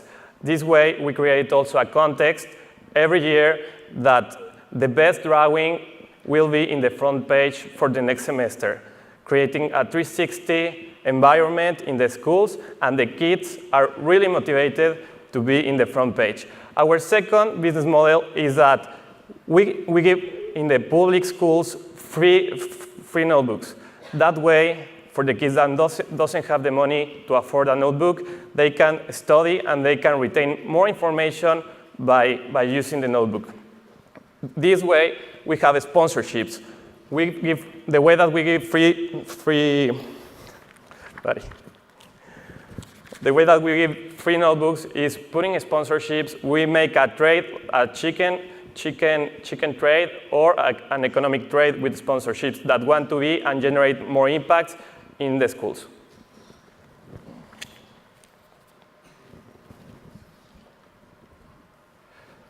So now I'm going to talk about the stakeholders and how it really works. We have four main stakeholders. The first one is Grupo Promesa, that is the one in the left. Grupo Promesa is a sister company that is helping us in all this process of recycling the waste. They recycle every type of waste, but specifically with us, they work with paper. What they do is that they give us the paper. That will be our first stakeholder with Grupo Promesa. Our second stakeholder we take that paper to the factory paper and we create our new biobook paper that is recycled. Then we go to the third stakeholder, that will be the printer. So the printer uses that part of our paper to just print our notebooks. And then, like Enrique says, we sell it directly to our fourth stakeholder, that is the school. So that's how we create a round in this process. But we started this idea just like trying, and then we understood that we were doing actually circular economy. What we were doing in this circular economy is that we were closing the gaps between companies that are also doing, are helping themselves with waste. I mean, this sister company that is called Grupo Promesa has more years than us in the sector of education. But now with the help of us, they have a new tool so we can close the gap of education and we can give more environmental tools to the children. So can you put the next one? Yeah. So now I'm going to show you about our validations and how it works. This is our second year, and the first year, as you can see, well, I will tell you something. Public schools, private schools, biobook schools. What's the difference? A public school doesn't, as you can see, doesn't have environmental education. They produce normal waste, and they doesn't have any ecological tool. Then we have private schools. In private schools, we have this lots of waste. We create lots of waste. We have normal education, environmental education, and we also have normal tools for fighting this disease.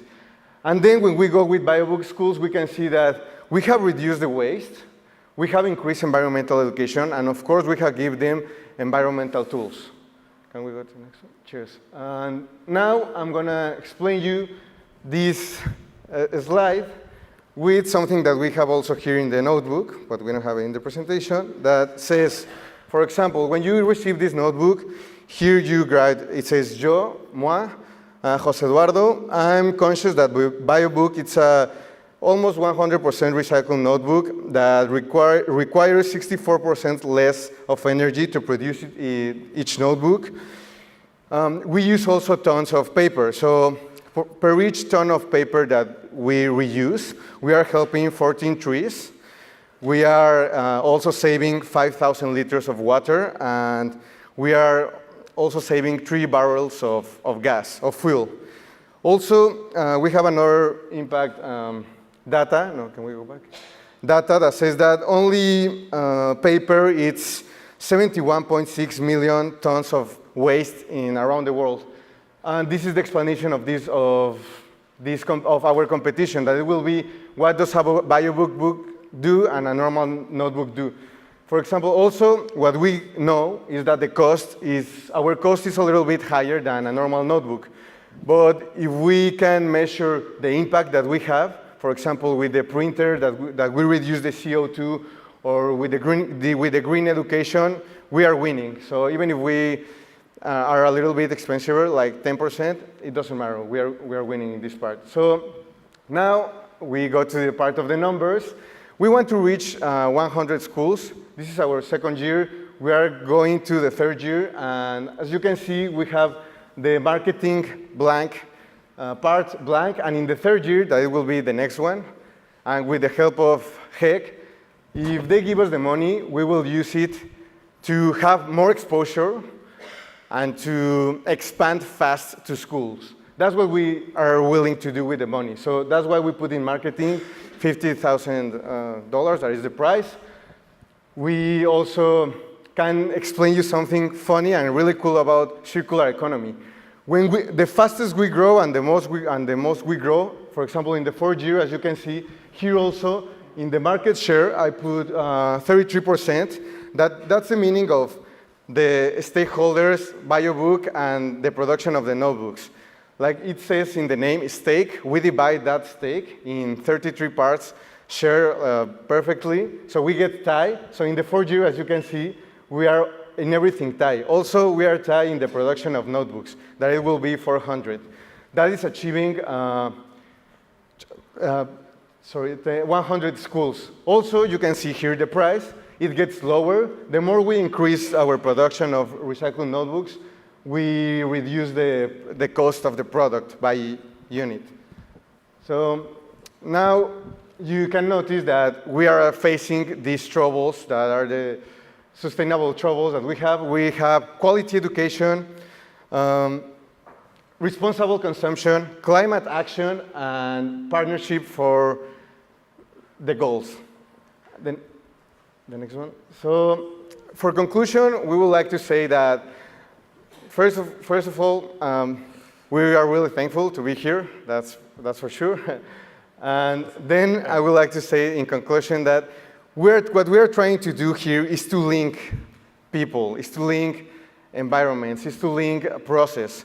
What we want is children to have a tool where they are part of the chain. So when they are part of the chain, they'll feel important in all this process, and they understand that something that they threw to the waste is coming back to them. So the next time they think about other waste, they will recognize that it's coming back to them, so they have to take care about that. And also, that's with the part with the education. And in the part of the stakeholders, we want to show the stakeholders that you can do profit things, but you can also use your waste and have a better impact in the world. That's what we are looking for, to have a great impact in the world with quality products. Thank you very much for all your time, Montreal. Each one, teach one.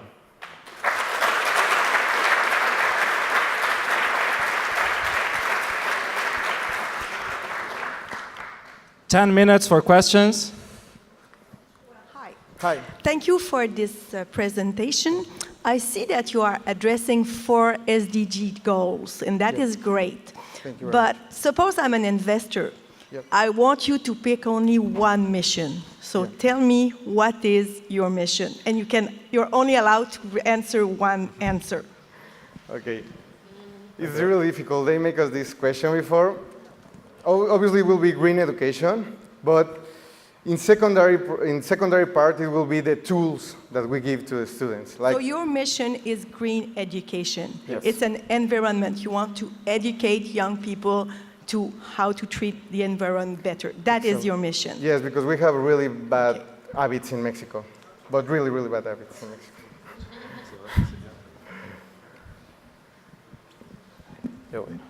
So, your competition is a normal book. Do you think that you are right? Sorry, your competition, you said that it's the normal book. Yeah. Are you sure about that? No, obviously we face more competition, but what we want is that, in this case, in schools, that the segment we are facing now, yes, it's normal notebooks that they use to put the notes or studying. Also, like Enrique says, we are in schools in middle schools. We are in elementary. We are in elementary, in middle schools. Our bigger differentiation will be the platform. Why the platform? Because we are in the puzzle that we match all the stakeholders, and we generate new opportunities to that families and we bring more money to the families, so they have a better quality life. Obviously, like you say, we have other competition. We know we have paper, normal paper, and we now have the toilet paper, for example. But in this case, we are just facing right now notebooks. After if we are able to grow enough, we can face other part of the situation. Other questions? Other colleagues? So I go with the Okay, go. Yep. So, publishers or printers in Mexico don't sell to market? They don't produce these types of books already? Okay. Yes, they sell it, but they don't care about environment. They just go for the lowest, cheapest price, and they just go and sell it, and that's profitable for them, and they don't care about anything. We are looking to impact with this. I know it's a simple tool, but what we are looking is to really impact with a simple tool to show them that you can make a lot of effects, of secondary effects, by using a recycled notebook. Have you thought of extending this to other platforms? Actually, we don't like to talk about that because we are now facing, again, paper, but that's the situation here. We want to prove that we are doing good in this platform. So now we can move to uniforms or other type of waste and reply exactly the same process. Yes, for now will be just notebooks because we want to go step by step. We have make mistakes and we learn. We learn from the mistakes. And the biggest problem is that kids around Mexico doesn't have the money to go to the schools, and they don't have the money, some kids, to get a notebook. I mean, it's really tough, the situation.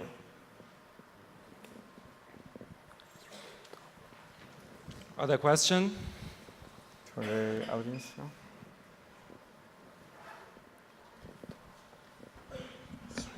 Regarding your value proposition, you are mentioning that the book is the main motivation that people are, taking.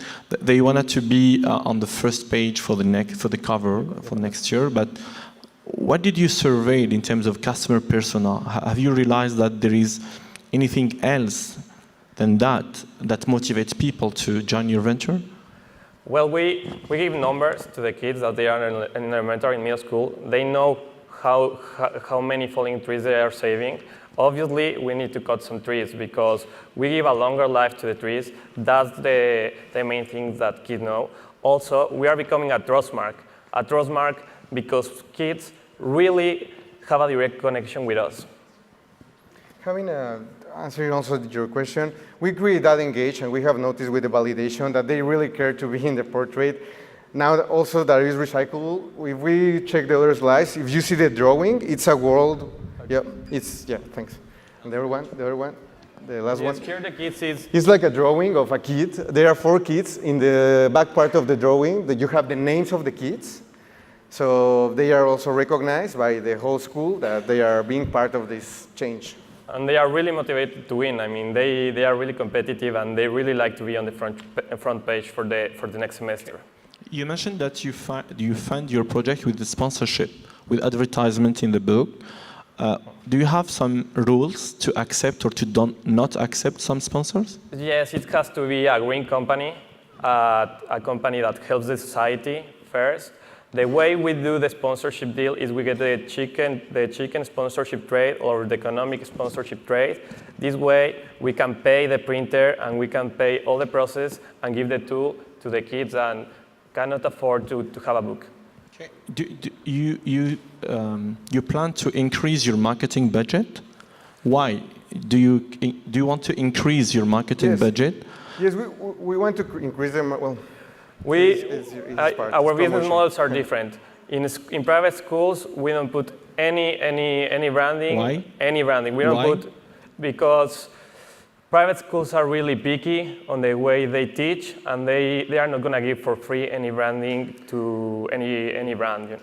And the way that we have more impact in the public sector is doing that. We are just starting, and to do that in the public schools is going really good, but the main thing is that they are the opposite.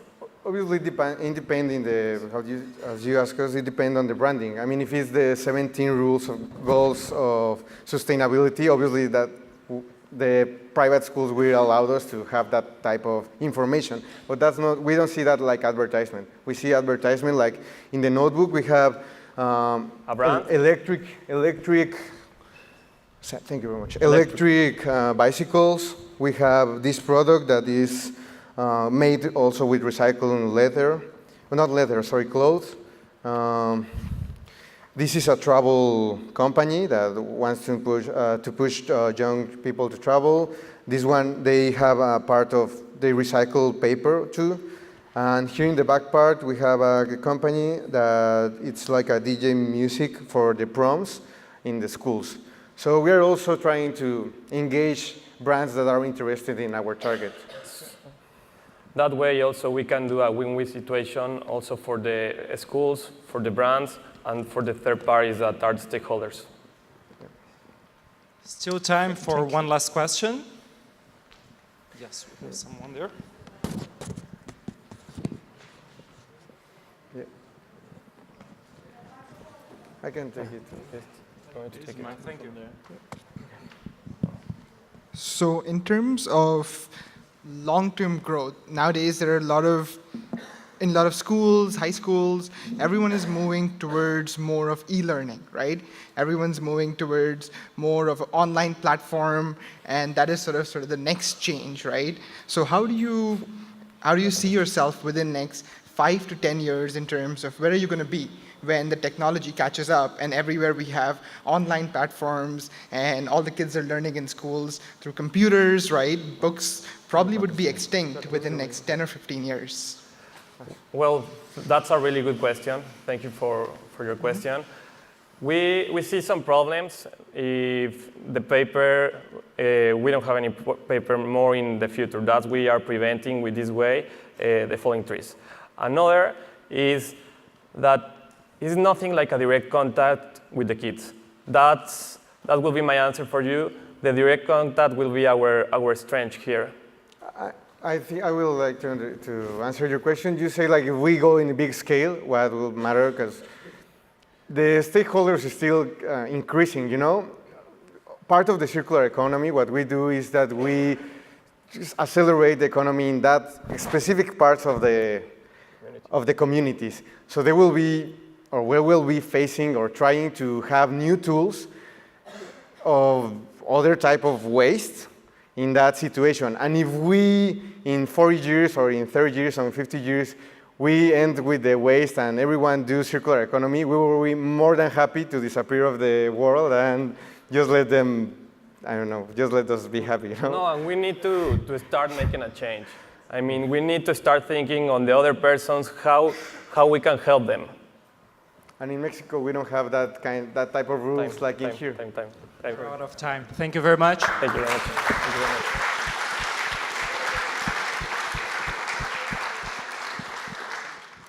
So thank you very much. Now it's time for the judges to go outside, please, so you can deliberate about the winners.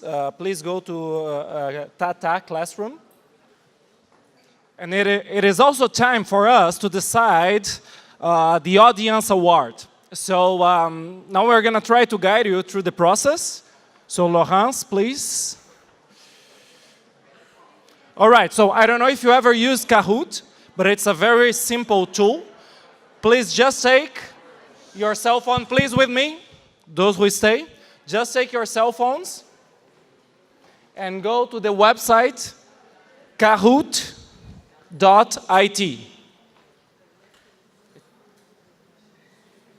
And the audience winner is Cashew.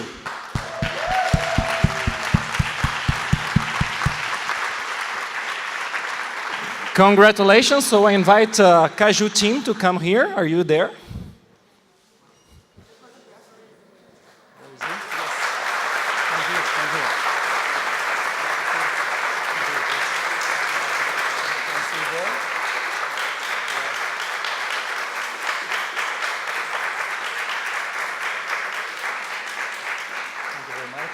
Congratulations.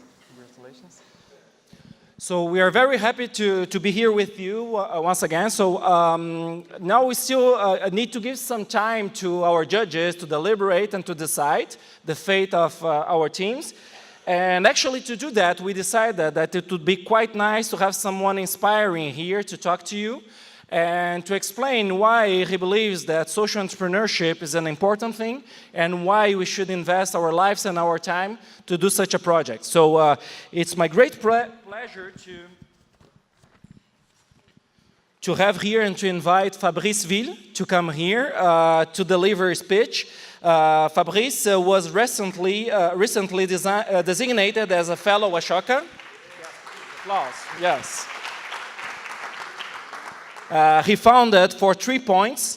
For 3 Points is an organization that transforms the sports coaches into life coaches for young high school athletes from disadvantaged backgrounds. So Fabrice, I'm going to let you present yourself properly and explain why you are doing such an amazing job, okay? Thank you very much. Yeah, thanks a lot. Thank you. Good evening. How are you? Good. It's relatively late. I was not here during the day, but I would like to congratulate all of those of you who participated in the contest today. So actually, you can give yourself an applause.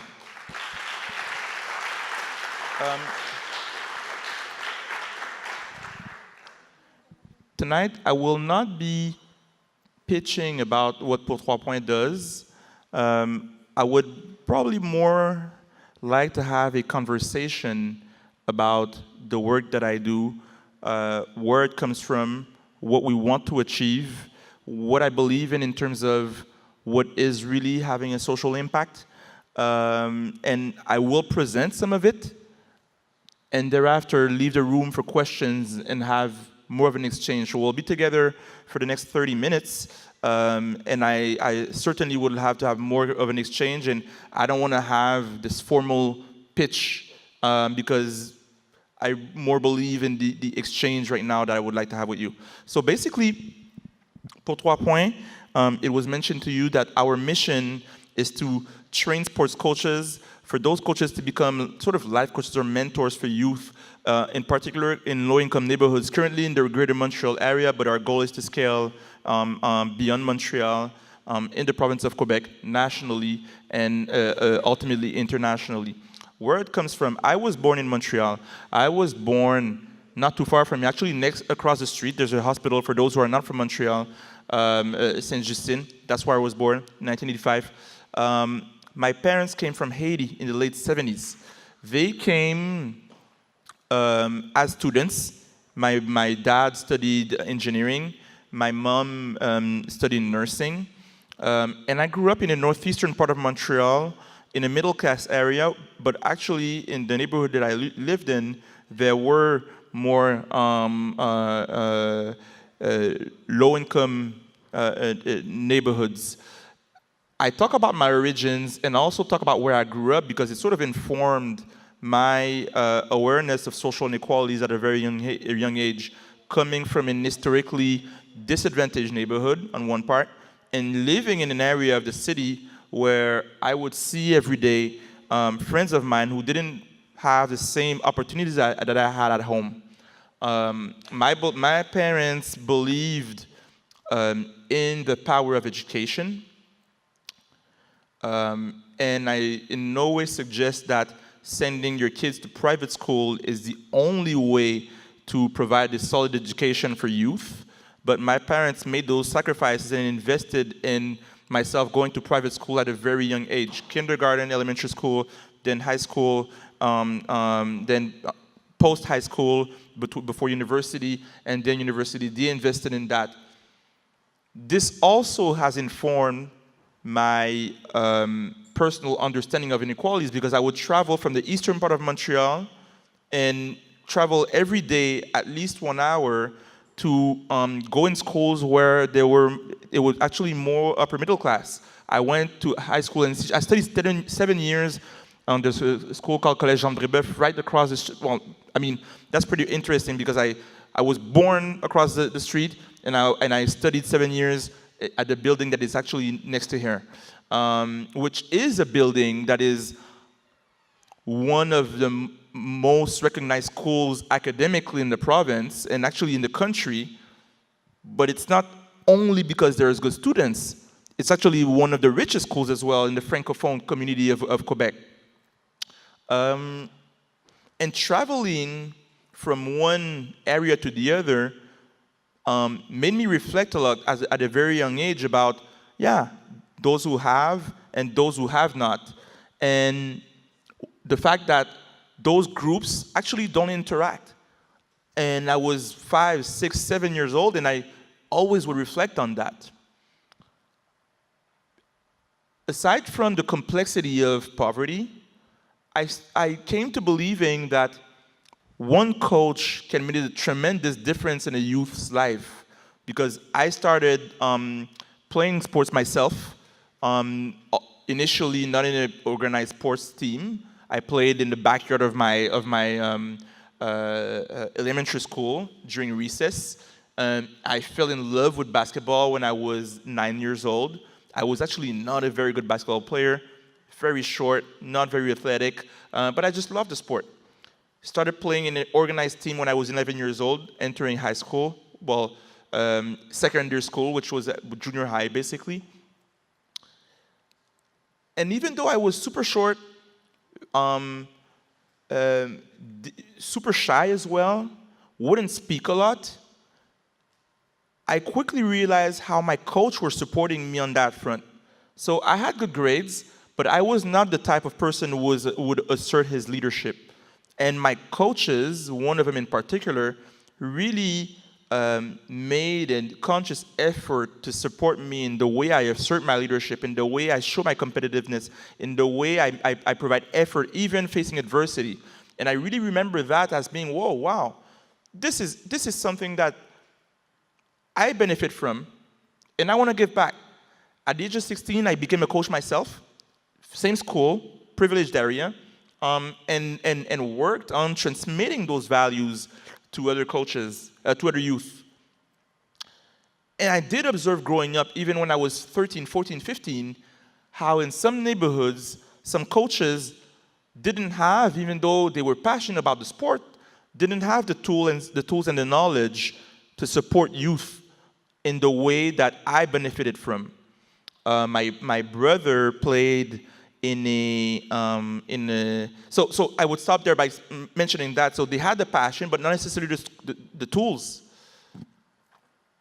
Now, I also reflected on, well, if you combine the lack of training of coaches and the impact that this may have in some communities where the stereotype of, let's say, the single mom who has multiple jobs and who's not necessarily there at home, the lack of father figure, that is not only a stereotype. Unfortunately, it is, to some extent, some reality for many, many families. So the coach, who is recognized as being the most influential adult for youth after the parents, has even more importance in those settings, in those circumstances. And those coaches, when they don't have the ability to use their power, not only at the sports level, but for school, but for life, well, that's a lost opportunity that we don't tap on. What did I do about that? Not much. When I chose to study university, I decided to study law for no particular reason, except that I decided to. I like social sciences, I like reading, I like writing. Law sort of combined all of these aspects, and that's what made it a interesting university choice. But throughout my studies, I actually was even more passionate about coaching. So I kept on coaching throughout my studies, graduated, became a practicing lawyer in 2007, and I kept on coaching. Even though I couldn't coach as a head coach, I remained a basketball coach part-time. And as I was working, it did happen multiple times that I ran across friends of mine in my childhood, from my neighborhood, from my community, whether it be from the Haitian community or from my community that I grew up in. And they were at the Montreal courthouse not because they were there because they wanted to work. They were there because they'd been arrested and they were charged with criminal offenses. And the story was pretty much the same. Friends that I had played with on the playground in the summers, over the weekends, on evenings, that were not only good at sports, but also that were street smart, and they were pretty smart. There was no reason why they should be faced with those outcomes that actually they were faced with. And had no high school diploma for the most part, and were living off of criminality. So that trend of saying, well, isn't there something there that we should be doing? Is it acceptable in a society that the conditions that you live in determine your potential success?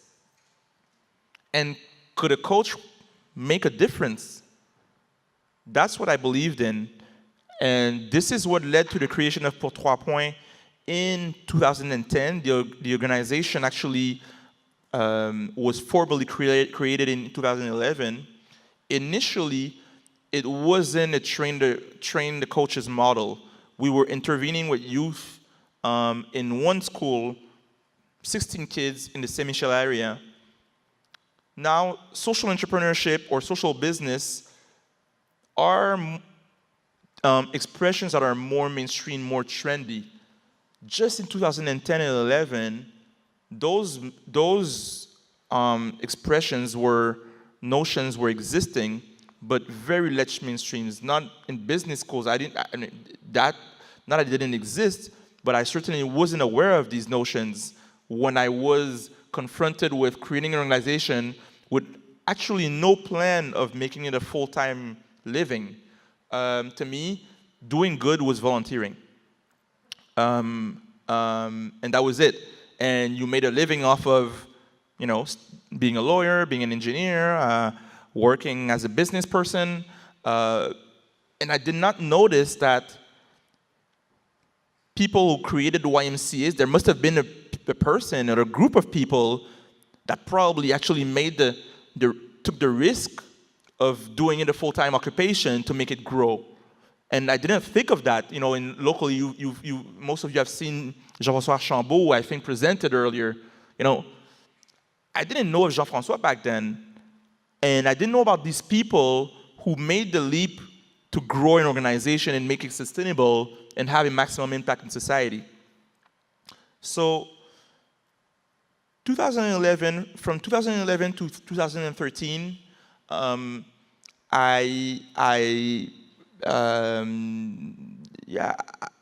was in some sort of identity crisis because I didn't know that I was so passionate about the Pour 3 Points work, not so much about the work as a lawyer, even though it was interesting. So that's when I met with a lot of people, read a lot about social entrepreneurship to realize that, to me, this was a full-time living that I wanted to make. And ultimately, without any guarantee that Pour 3 Points would ultimately succeed, I decided to quit my job as a lawyer in 2013 to focus on Pour 3 Points. So it's been a bit more than 5 years now. And at the same time, this is where we also pivoted from supporting youth in one school to saying, hey, if we really want to change the needle supporting youth through sport, what element is missing? How can we change the system? How can we work with others to actually change the system? With that came the idea of removing ourselves from supporting youth and training the coaches who themselves are empowered in communities to have an impact on youth at a rate of 12, 15 per year. And changing the way that coaches are being trained from training the athlete to training the whole child, basically. Quit my job, launched that program with a bunch of volunteers back then. I was the only employee. And that program grew from a number of 12 coaches for our pilot year. And right now, in 2018, we have a network of 62 coaches in 16 schools in the greater Montreal area.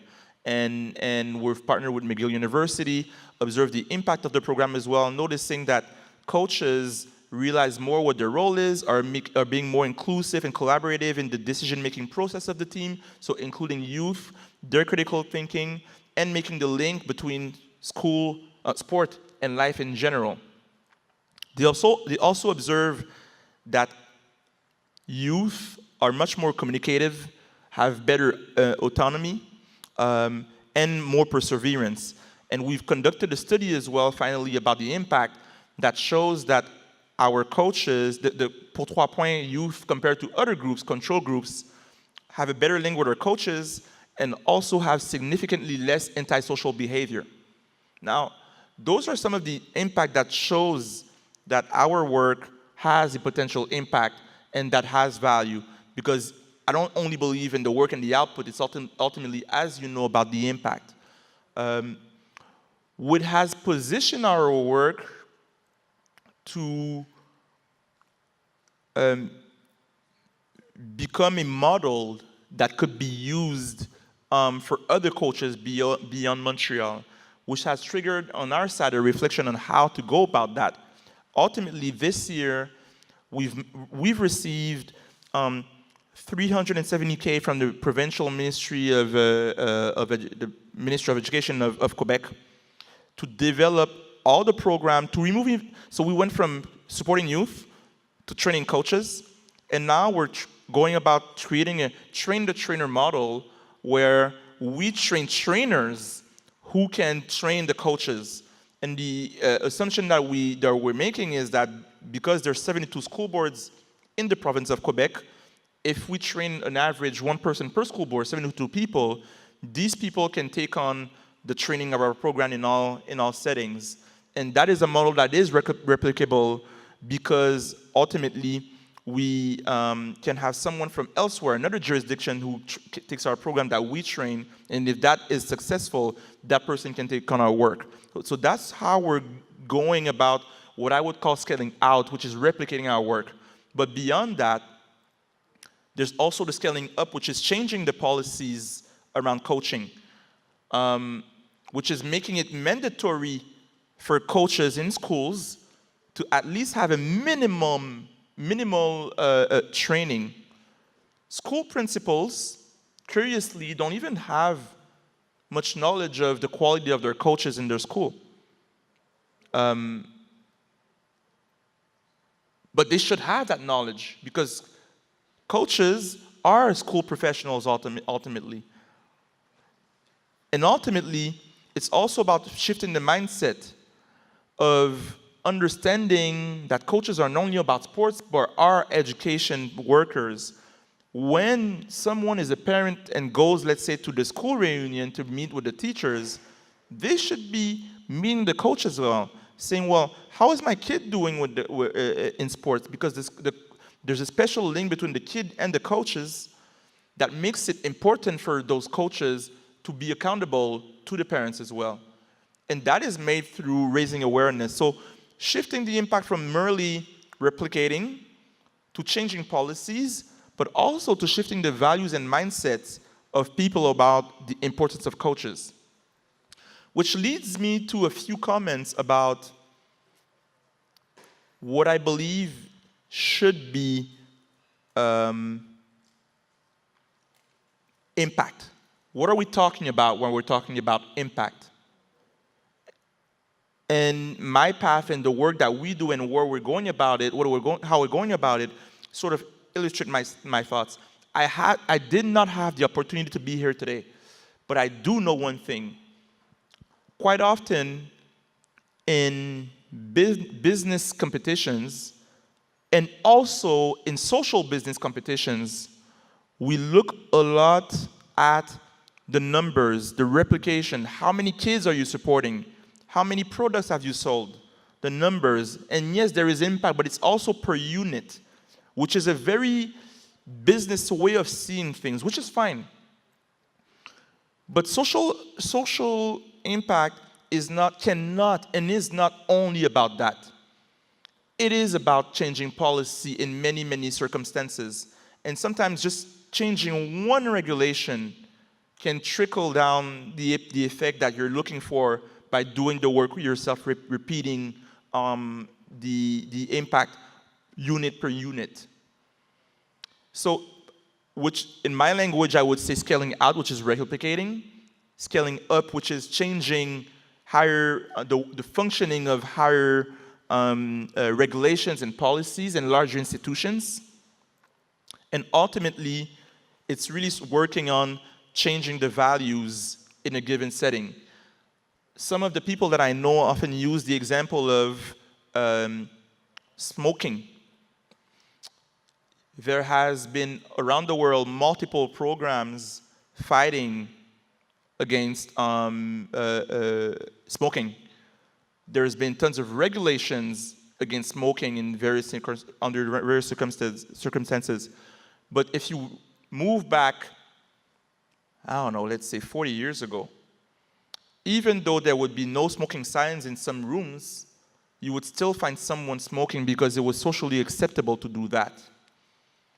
But because of the interactions of so many different movements, it has become now part of our beliefs and values that smoking is less and less accepted. So I do not see any no smoking sign here, but believe me, if one person comes there smoking, everybody will look at that person saying that is not okay, because it has become part of our beliefs that that is not okay. But to lead to that change, it is a combination of programs, policies, but also shifting the mindsets of the population about that. Which leads to my closing comment before questions. That work of changing a system is not work that we can do alone. It is not work that we can do alone. That is work that, yes, requires creating a model, and a model that can be very, very, very popular. But I am reluctant to say that one person can change the world alone. And even though I was recently nominated as an Ashoka Fellow, you will not see me celebrating the value of the heropreneur, the one person that believes that he or she can be a savior. It's just not going to happen. And it is a balance of using the platform that is given to me to advance the cause, but not becoming the cause, and looking at how can I collaborate with the others that are doing work that is similar to mine in the world, and how can we collectively change the world. So that finishes my comments. There is still some time for questions, but I thank you for your attention.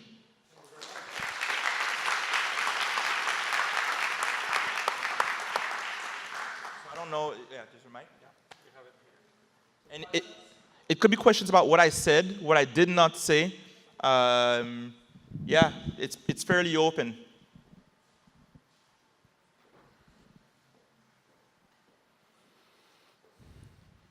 Come on, don't be shy. It was either super clear or totally non-interesting. Okay, great, there's a question. Hello.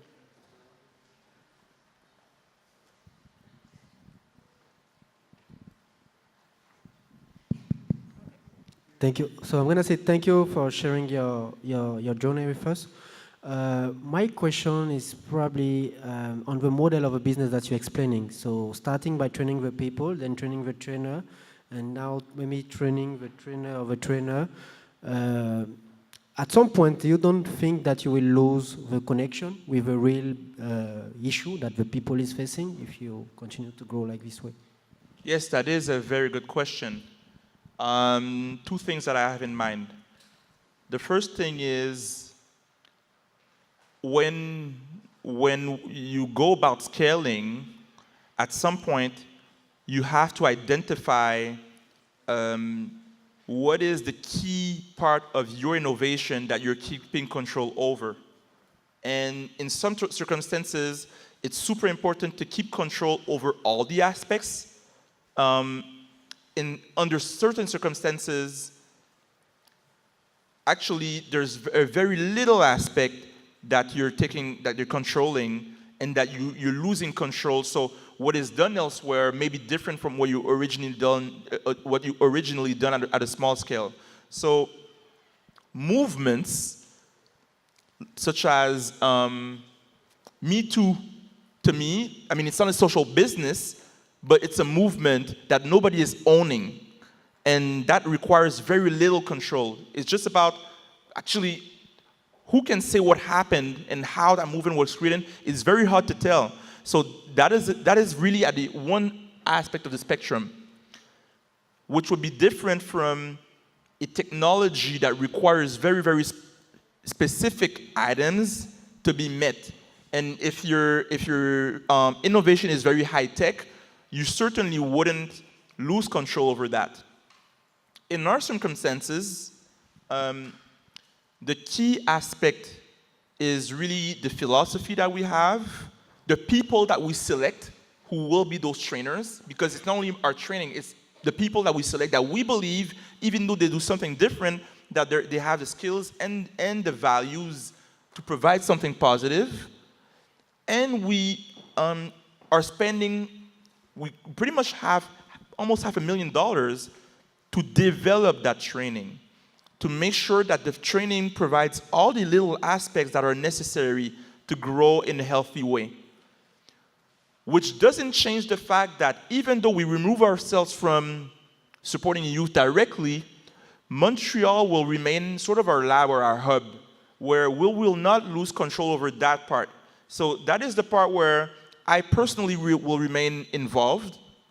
our team as well, staying in touch with the reality of youth and experimenting new ideas that can further be expanded for other trainers. So that is sort of the balance between understanding that we are not going to control the ultimate output, but we lose control, but we limit it by selecting the right people and providing a solid training. And also understanding that we're not going to control everything, and knowing that we still need to have our hands, in the work by doing that in Montreal. So does that answer your question? Thank you very much. Another one here. Fabrice, how do you see the future of for 3 points, pour 3 points, and your future? That is a very good question. So I see pour 3 points, if we look in terms of years, 3 to 5 years, pour 3 points becomes a provincial organization, and we will start some collaborations, certainly in Ontario, and if there are other opportunities, I see that elsewhere as well, because we have contacts that would lead us to that. That is pretty clear. We're on the path towards that.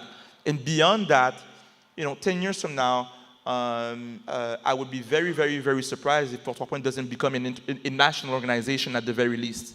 So this is something that is in the making.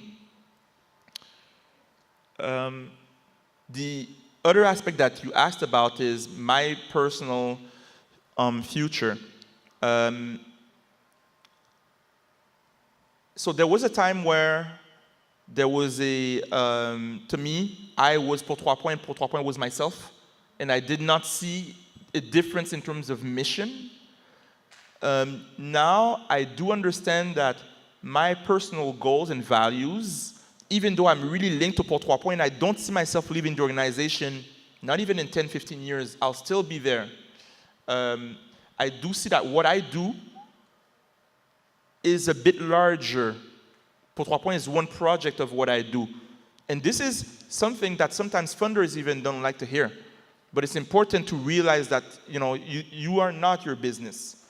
And I'm a columnist in Montreal. I'm involved in very, very different initiatives that feed also the work of pour 3 points. And sometimes, yes, people know me as the influencer because my voice expresses ideas. And pour 3 points is something that they don't even know about. So I'm sort of playing with supporting an organization and having the role of the influencer as well. I'm currently planning on writing a book, and this is something that I've postponed for so much time, but I've come to a point where I'm like, well, you know what? You need to write this book, which will require me to take some time off of operations to do that. And, if I were to say who I want to be when I grow up, I'm looking like someone, there's Van Jones in US, who's a quite famous commentator, political commentator, who has launched many, many organizations, but basically is more an influencer. Now he's leading shows, he's on CNN every day. I see myself doing that at some point, while still creating organizations that will, be part of my journey. But I want to make sure that even though I don't leave pour 3 points because it's really my baby, but I don't forget that my life is probably larger than one project. Thank you. I would also add that some people fell so much in love with the organization that they become a bit, they don't nurture the growth of the organization, and that doesn't serve the organization ultimately. So it's important to keep that in mind.